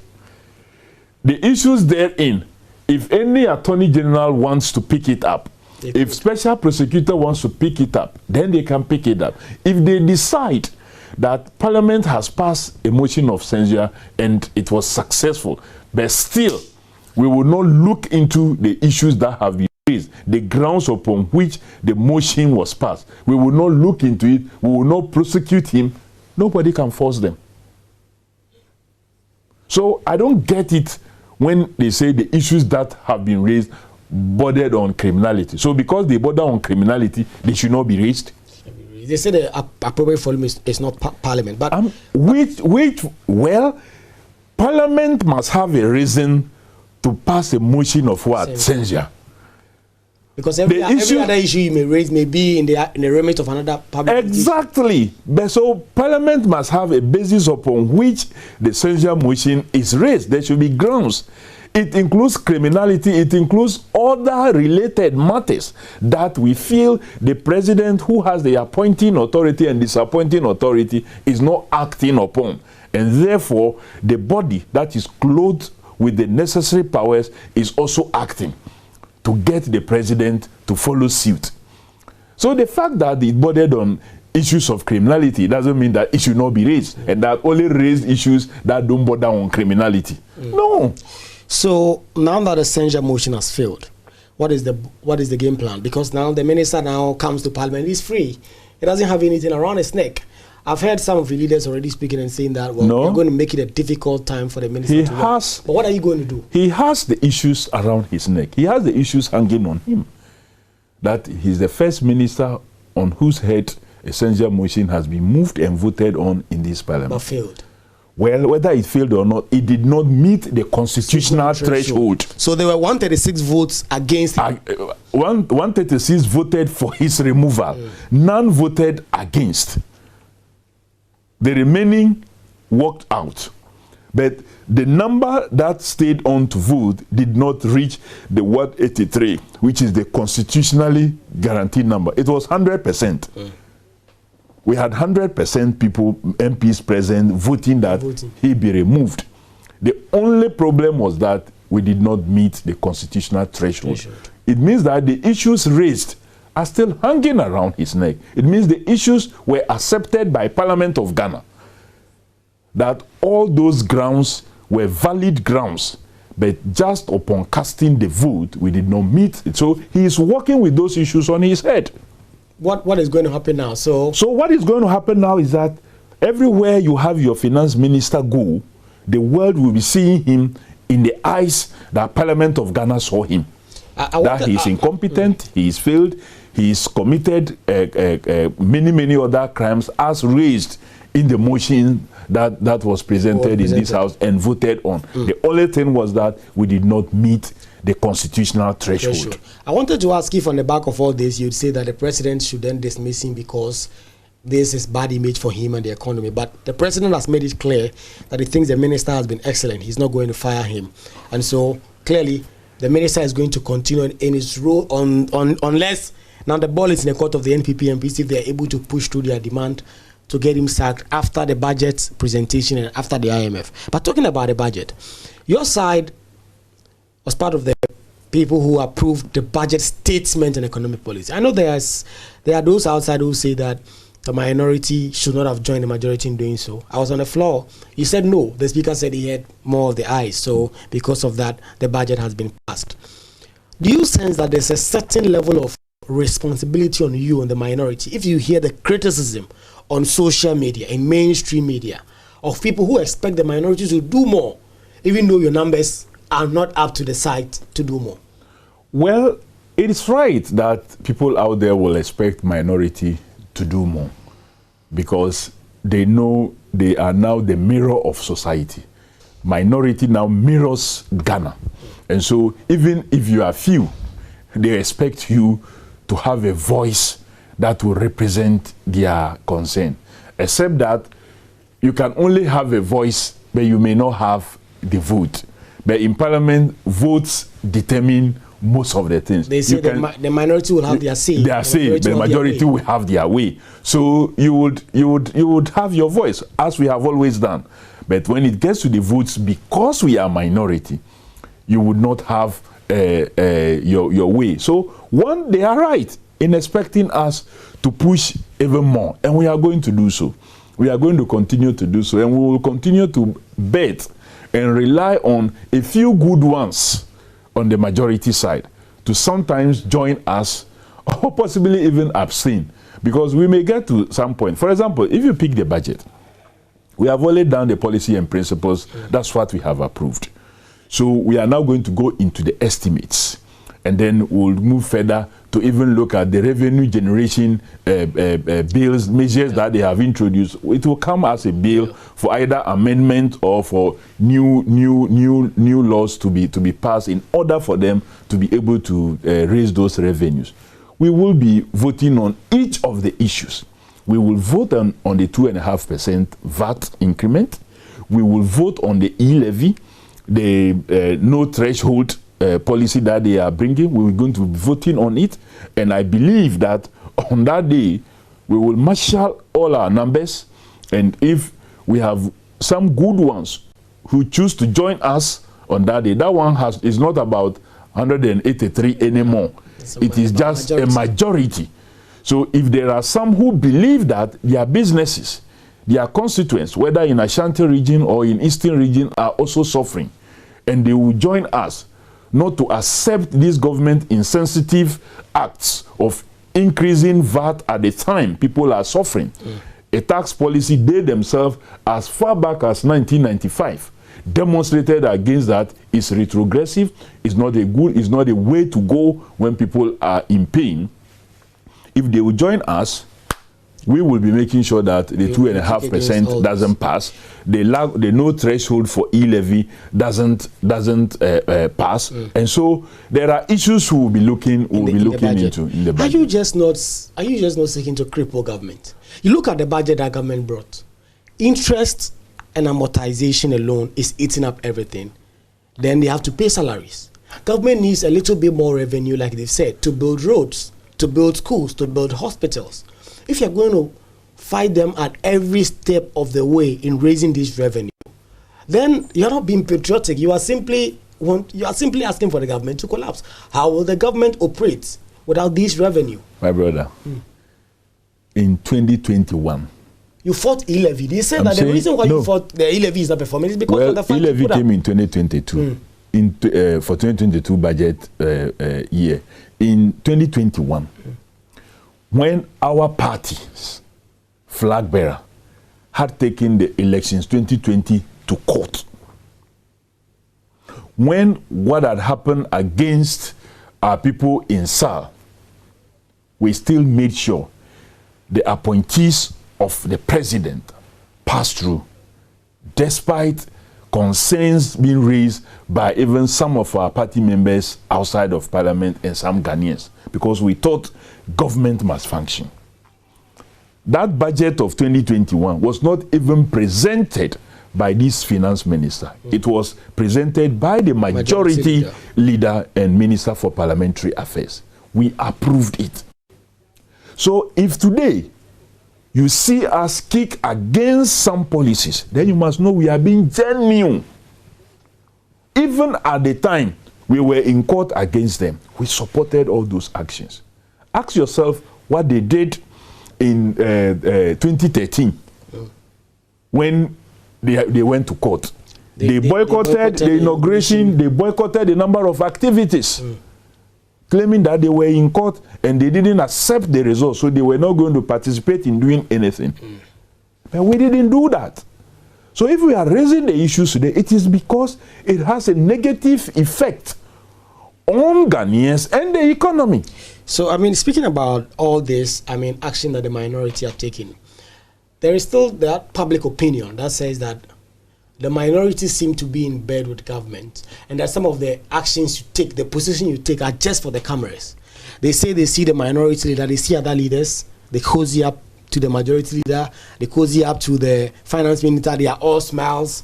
There's that opinion out there that your side just put up the fight for the cameras, but when it comes to the real action time to be taken, you say that, oh, our numbers are not enough, then you pass the things. You see, they say that your leadership in particular are not to be trusted. You see, our MPs in Ghana are not coming from mass. We are Ghanaians. So we mimic who a Ghanaian is.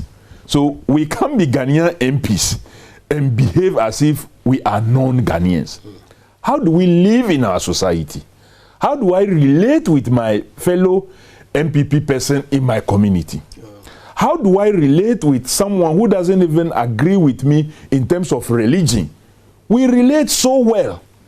So don't look at our relationship because maybe we relate well, it means that we are in bed with another person. The fact that you are a Christian, he is a traditionalist, and you relate well doesn't mean that you've accepted his way of worship as the right way. You are only respecting him as a human being, as a Ghanaian. So the MPs are not coming from another world. They are Ghanaians. So we will relate. Some are even brothers. How do you expect, for example, John Jinapor and Abu Jinapor to relate that because one is MPP minister and MP and the other one is NDC MP, so they should be fighting? No. There are many others who relate at different levels. So we will continue to have that relationship. But when it comes to we will speak to the issues as much as we can. But we only have the minority votes because that is what Ghanaians gave us. Whether genuinely, whether they gave us more than that, and then the majority side stole it or not, it's not the issue. That is what we have in parliament. That's why we are called minority. So we can only speak to it. We need the outside parliament for them to also join, as many have become aware now and they are doing. In the past, they thought that no, it was only us who have the responsibility. Now, many are beginning to see that no, if we continue to keep quiet, it will affect all of us. Like somebody said, they went for men's gold.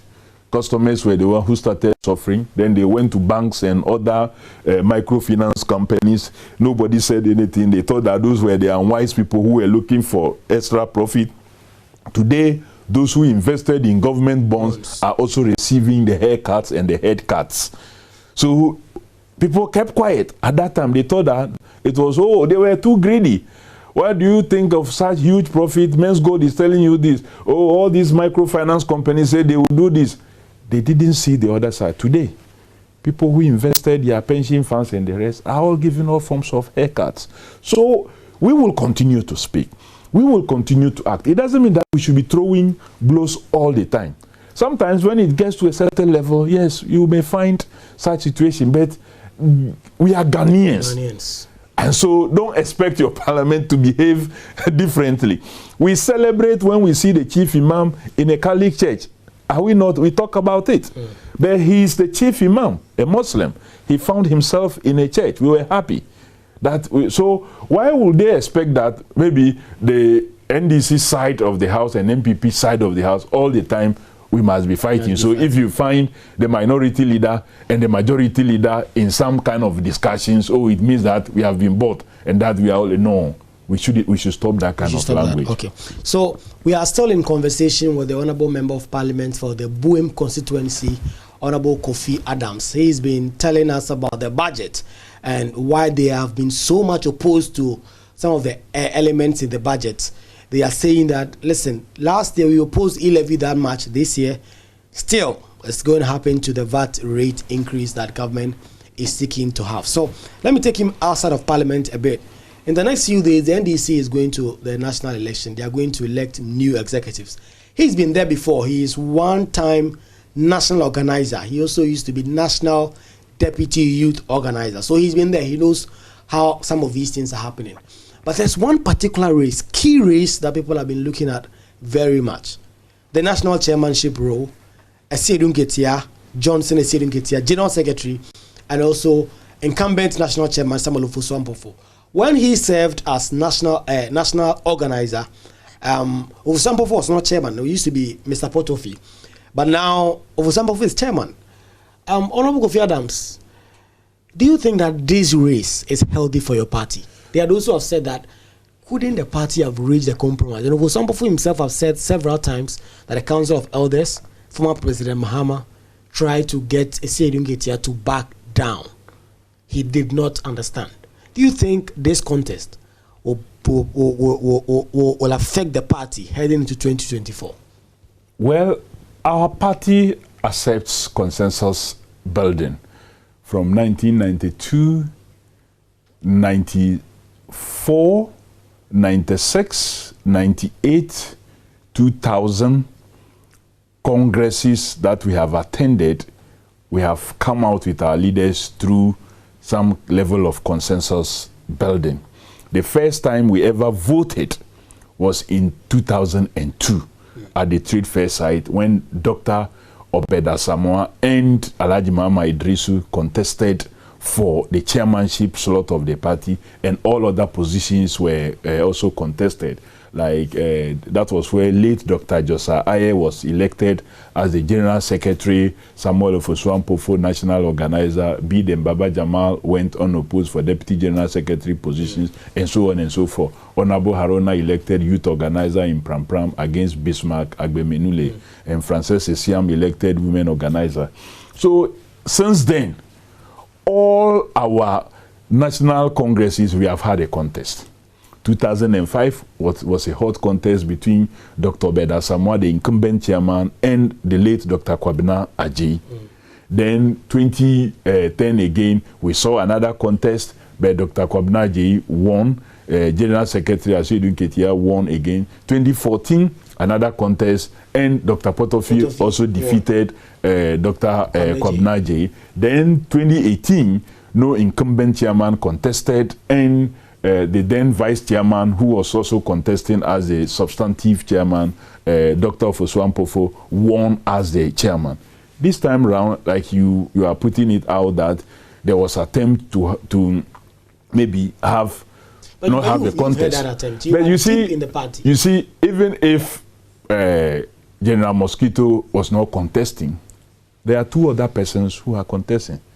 We are discussing this as if it is just two persons contesting. There are four people contesting. You know very well that the General Secretary, Johnson Esiedun Ketia, and Samuel Ofosu-Ampofo, they have become the center of attraction for this contest. And there are those that are saying that, I'm saying that it will probably be the break or lose for your party ahead of 2024. Well, I as a political practitioner, don't see it that way. It has started and it will end well.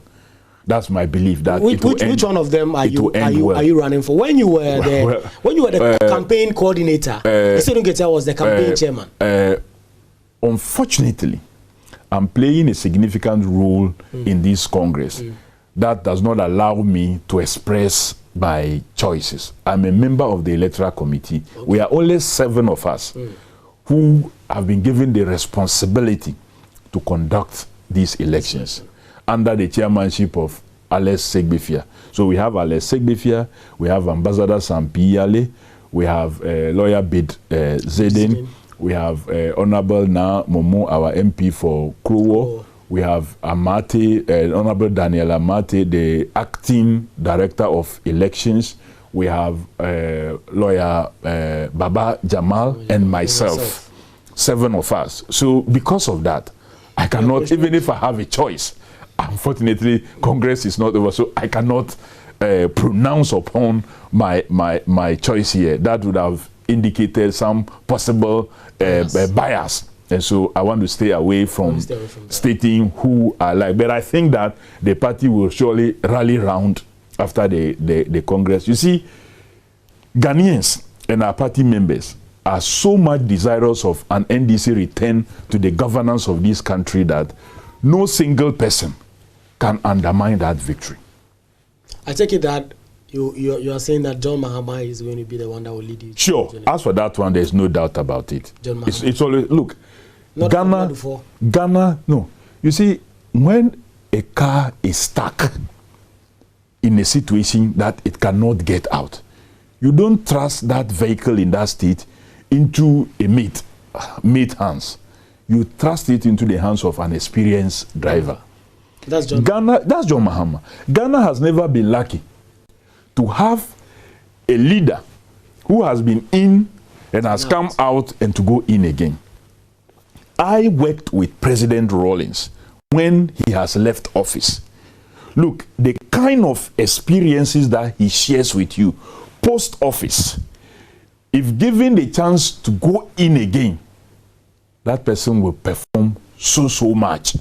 The same thing with President Kufuor. As he sits there, he sees things that, if I were in again, I wouldn't do this, yes. I would have done this. But the Constitution blocks him from running again. Look, we are seeing President Nana Danko Akufo-Addo as failing as he is there. When he steps out, he will learn some lessons and would have seen that, if I knew, I wouldn't have appointed 126 ministers. If I knew, I could have reduced the size of my government instead of increasing the size to cost us so much. There are many things he will see. If I knew, I wouldn't have gone promising Agenda 111 and spreading things out and not even finishing anything. There are many things he will learn. President Mahama is coming in with a lot of experience of someone who has been in there, who has come out and is going in again. So this is not, I'm not saying Dufour is not good, but the situation we find ourselves, the country cannot now bring someone who will now be learning on the job. You must bring somebody who is ready to start running government from day one. So we've been hearing from Honorable Kofi Adams. He is the former national organizer of the NPP. NDC. Of the NDC. Don't make that mistake. Well, let me say what the president said.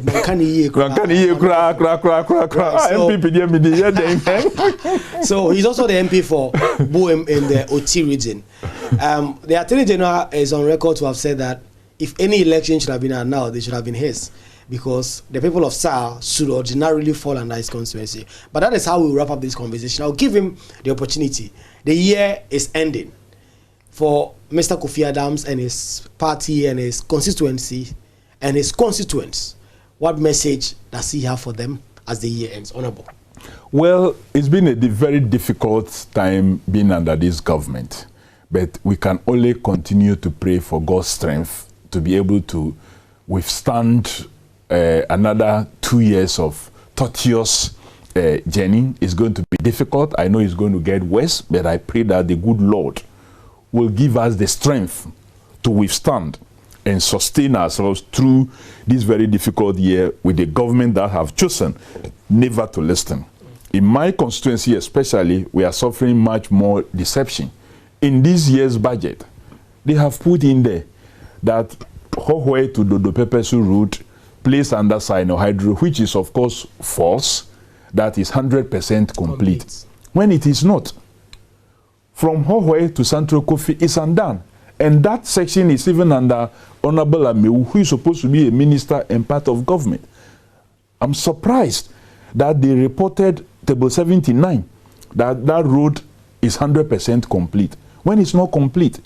But even then, Hohoe to Jasikan was awarded by President Mahama under Koko route. So I don't know why they are stealing that route and placing it under Sinohydro. It's not a Sinohydro project. It's been done by Rolida. The Sinohydro is from Jasikan to Dodo Pepeso. The 32 kilometers from Hohoe to Jasikan is being done by Rolida under Koko route.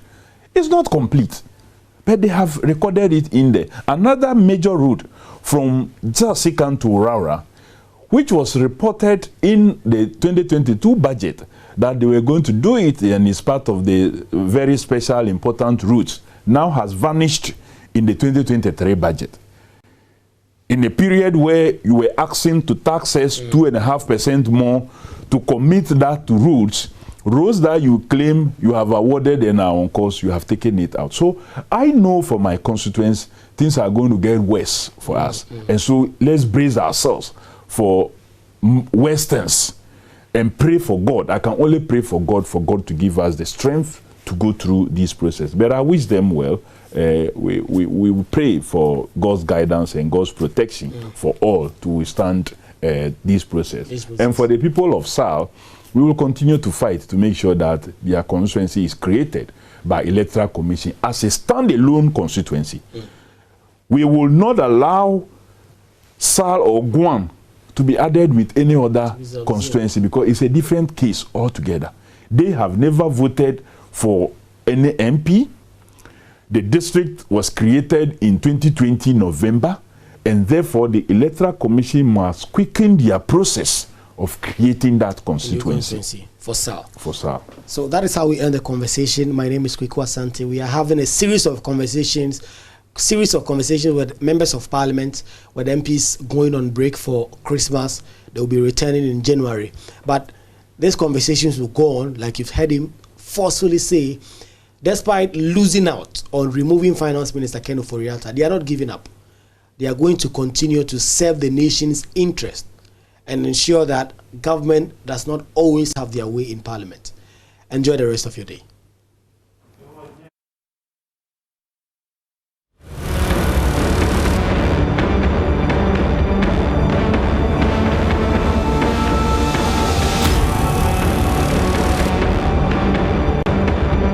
You're still watching the AM show with me, Bernice Abu-Baidoo Lansah. And during this season, children are mostly at home. They'll be exposed to several harmful objects in their environment and substances as well. Now, when a child mistakenly ingests a hazardous chemical, how should parents approach that?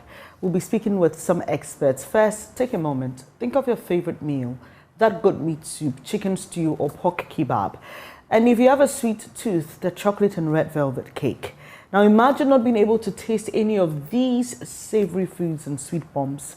But that's the daily struggle of Vincent Atobra, who suffers from an esophageal stricture.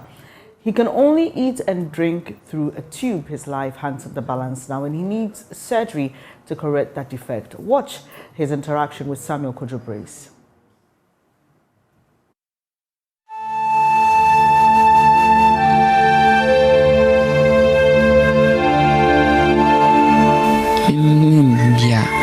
I should pump and put my yamam.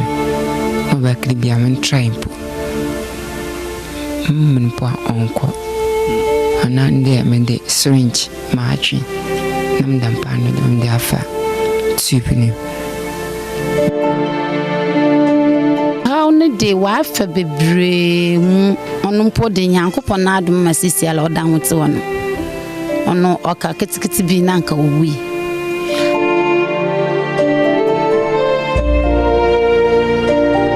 Doctor ni bibia no chara order pass the way no where demo operation no be here $3,000 which is $3,000 na ono be 2 years ni o.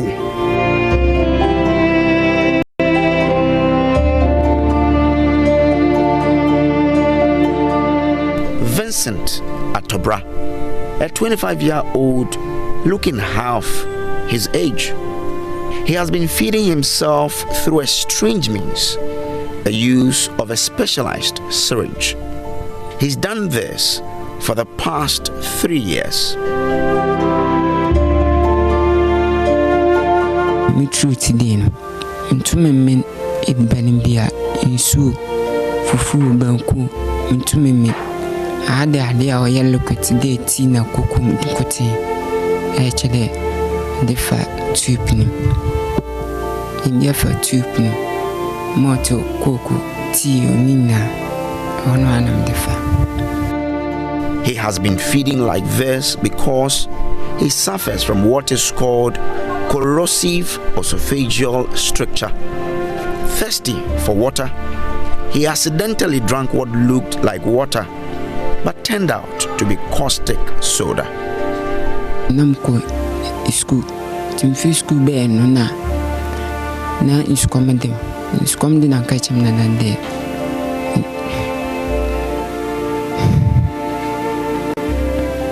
Kachim na nande ni iskomende no kachim de nko valande ni na nsisi na misibino ti nko valande na misibino na adeneshi mimi to shi mimi dem na mitim wana obe no misam de abasam na wesi nam ka de nskomne dem no na mbesa nomi sudana nomi nte cover no chere ona na kada cover anda na ye wonsu si ho na soda so si nchen but they who difference chede nsu na soda no oye pepepe oni kala.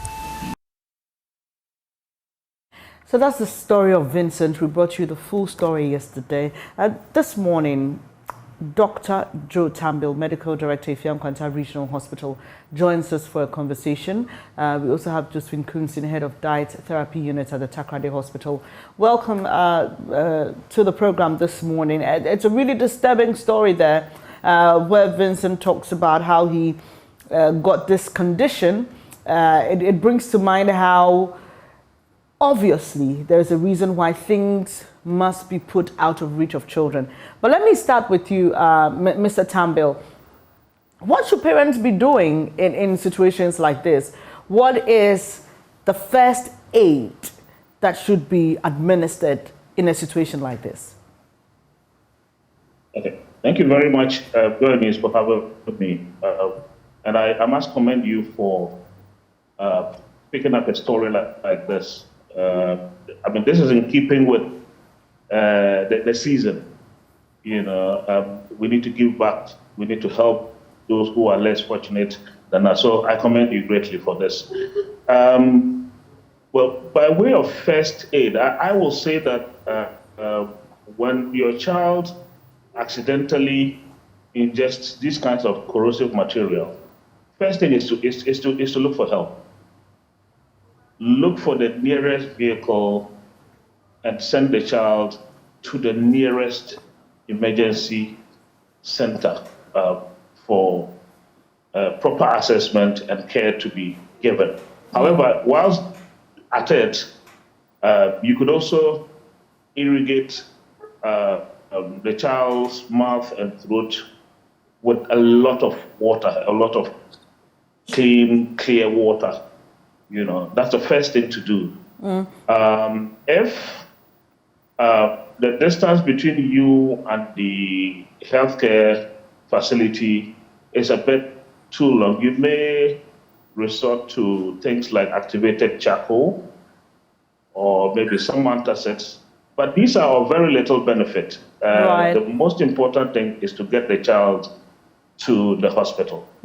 So no red oil, because usually, you know, they tell you when a child ingests substances like this, the what we call home sense, ifeanyansa, or knowledge that is spread from generation, is that you should give them palm oil. No, that's a complete no. That is and no. Right. These oils and things may end up worsening the child's situation. These corrosive material may end up in the child's lungs and lead to complications that may probably end the child's life. So it's better we, as quickly as possible, get the child to hospital. Right. That is, for me, the message I want to get out there. Right. What about you, Mom? This is a situation that Vincent finds himself in. He's unable to eat. He's struggling. He looks lean, obviously, because he can't take any solids beyond porridge and all. Are you able to explain to us how this even recurred? Because we know that he had a surgery performed, but the condition recurred. How is that possible? Okay, thank you very much for the opportunity. I want to thank all your listeners and wish them a Merry Christmas.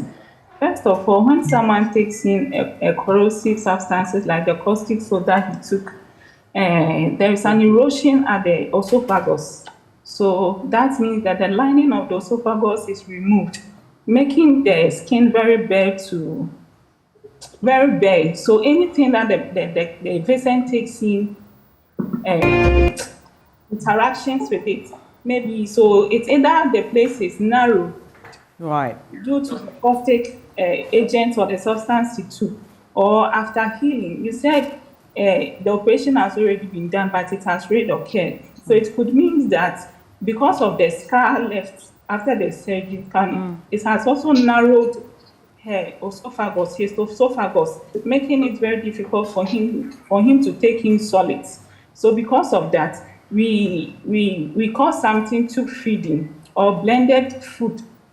Instead of taking the solid or the semi-solid foods, we blend all his foods into liquid and we pass through the peg tube, which is inserted as his stomach. In this situation, he can take everything. He's not limited to only tea and cocoa. He can take anything. All right. Just that the form of feeding should be in a liquid form. But he looks quite frail. He looks quite lean and frail. What is accounting for that? Please, can you come again? He looks very lean. What is accounting for that? If he can eat everything, then what's accounting for that? Thank you. From the narration, we heard that he's only limited to tea and cocoa. And then limiting someone to only tea and cocoa has less calories. Okay. So it can result in weight loss, dehydration, a lot of things can happen. That's why he has to be supported, or he has to see a dietitian to modify his diet. Right. Which is a very good balanced diet that has a lot of vitamins, minerals, proteins, carbohydrates, fat, and oil. In doing all these things, he will gain weight, tremendously. Okay, so right now, Vincent needs help. His family is trying to get him to have that surgery done again. Dr. Tambell, how soon should Vincent get this help? Vincent needs the help. In fact, yesterday, he needs his help as quickly as possible. Right. You can see from the pictures that he's severely emaciated. He's left with some bare flesh on his bones. And that's a picture of somebody who is on a nitrogen balance. In other words, he's severely protein malnourished. The dangers with these is that it's not just the protein imbalances that he has. It could also lead to electrolyte or the deprivation of certain very important. Hello, Doc. Dr. Tambell? Oh, too bad we lost Dr. Tambell there, too bad. But he was just saying that Vincent needs this help. Hello, Doc? Yes, sir. All right. But I'm sorry. Sorry, yeah, we lost you there. Just quickly wrap it up for us. Yeah, so I'm saying that he needs help as quickly as he can get it. Right. Because he, at this moment, may be lacking very important nutrients. And these could trigger medical complications anytime. So the earlier he's able to get the surgery done so that he can feed normally, the better. It looks like this young man is under cared for. He's receiving very little care. Like the dietitian mentioned, people on tube feeding necessarily don't have to have nutritional problems because they can basically receive anything. But it looks like he's not receiving sufficient care. And like I said, complications could set in any time. And what worries me the most is that because he's not receiving enough health care, infections can also set in because we don't know how the preparation of these foods are being done and whether the hygiene standards are being kept. And so it's a worrying situation. This boy needs urgent health care, and the earlier we can get it for him, the better. I appreciate that you could join us this morning. Dr. Joseph Tambul is Medical Director at the Yankwanta Hospital. And like he said, Vincent needed this help as early as yesterday. So the numbers to call are on your screen. We'll put it back again. And thank you so much, Josephine Kumsin, Head of Diet Therapy Unit at the Takrade Hospital, for helping us understand the situation of Vincent and how urgent care is needed for him. So please, send your funds to 0244504290, 0244504290. His family says he needs $3,000 to perform another surgery. We just want you to send some love Vincent's way this Christmas. You can get interactive with us now. The numbers to call 0302211691. Let us know what your thoughts are this morning. We've been assessing various ministries, given a general overview of the ministers and their ministries as well. We've also been sharing on our Facebook page that notice from the Ghana Police Service reminding pastors and prophets of its caution it gave last year concerning 31st night prophecies. And I don't know what you think. We put that question up on Facebook and we've had a lot of responses. If there's enough time, we can share it with you. While we wait for your calls, water is life. It regulates your body temperature and keeps you alive and kicking. Awake is premium purified water treated through a strict purification process to ensure that every bottle on the market refreshes you better. We have the perfect sizes for all occasions, 330 ml and 500 ml bottles to fit your pockets and bags, 750 ml for the heavy drinkers and 1.5 liters for those who always want more. We've introduced our special 19-liter jar for offices and homes. Now you just need to stay awake with Awake Purified drinking water wherever you go. Come on, grab a bottle of Awake water and get quality hydration. Awake Purified drinking water, one for life. Remember, for every bottle you purchase, an amount is donated to the National Cardiothoracic Center. It's produced by Casapreco. For bulk purchase, please call 026-235-1251. This advert is FDA approved.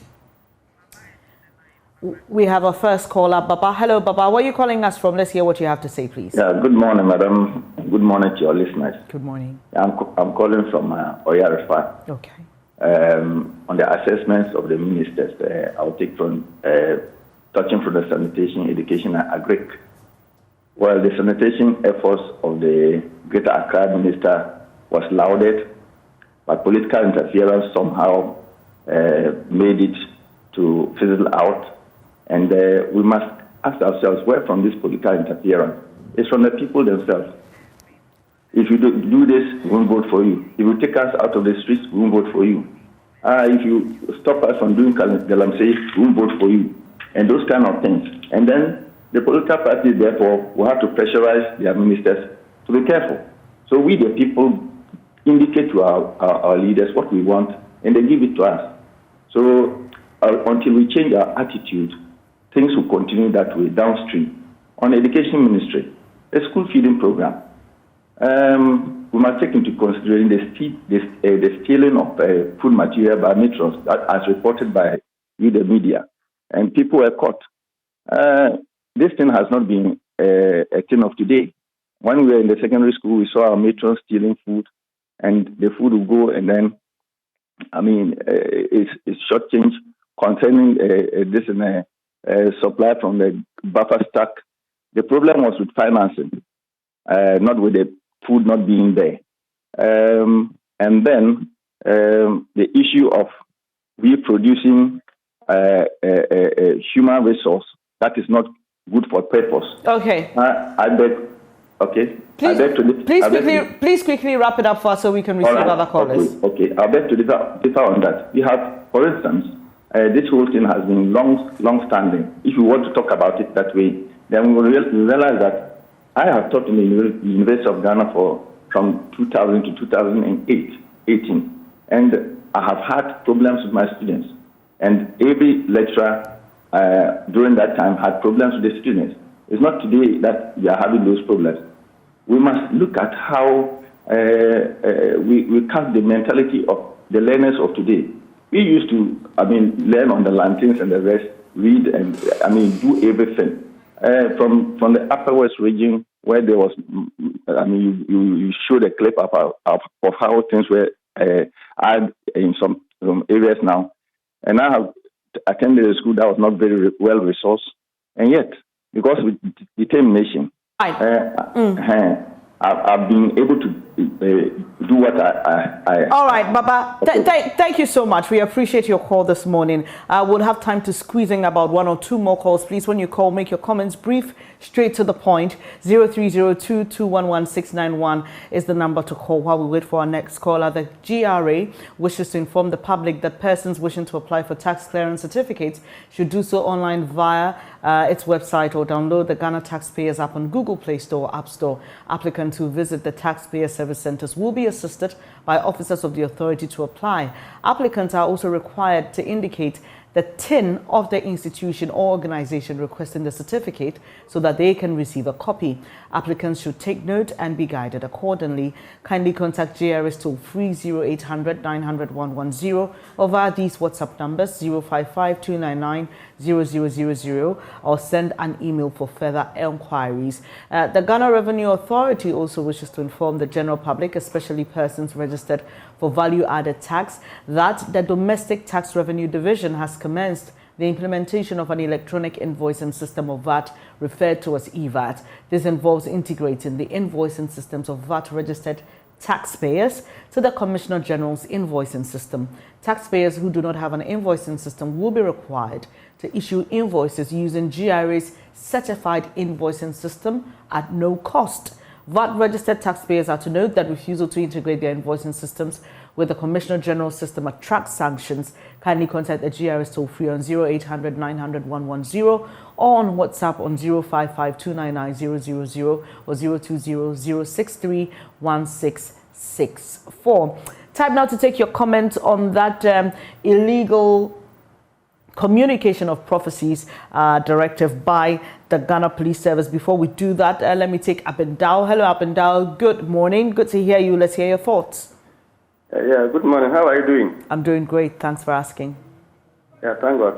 I heard it's Akako.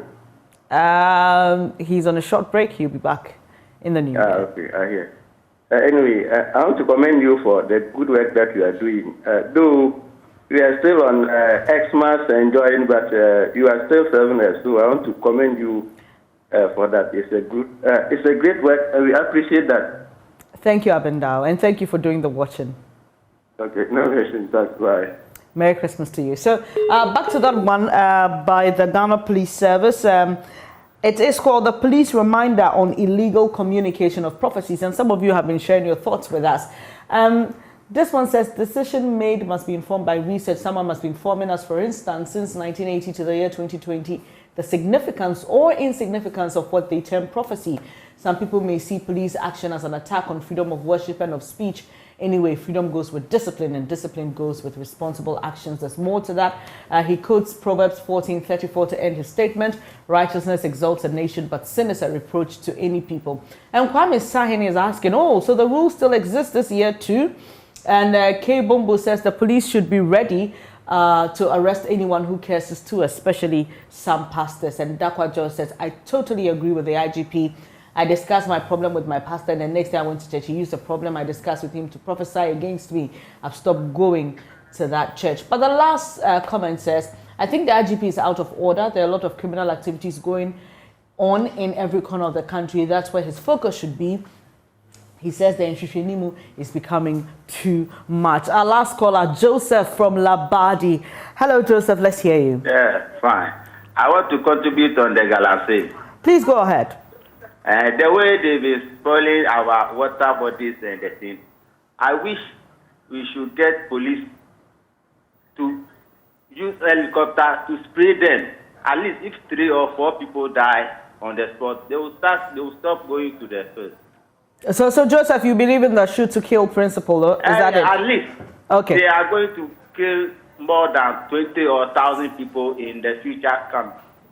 Right. If 3 or 5 of them die in the process, I don't think somebody will go to the field to do the Joseph from Labadi, there quite an interesting remark there, but he's not the only one who shares in that there are some MPs who believe shoot to kill is the way to go. But does that fit our legal framework? Will that be in consonance with the law? Well, we'll leave that for the lawyers to tell us. But that'll be it for this edition of the AM show with me, Bernice Abu-Baidoo Lansah. I really appreciate your company. There's more when you log on to myjoyonline.com. Also, when you visit our Facebook page, Joy News on TV. Up next is News Desk. Do stay. Take care.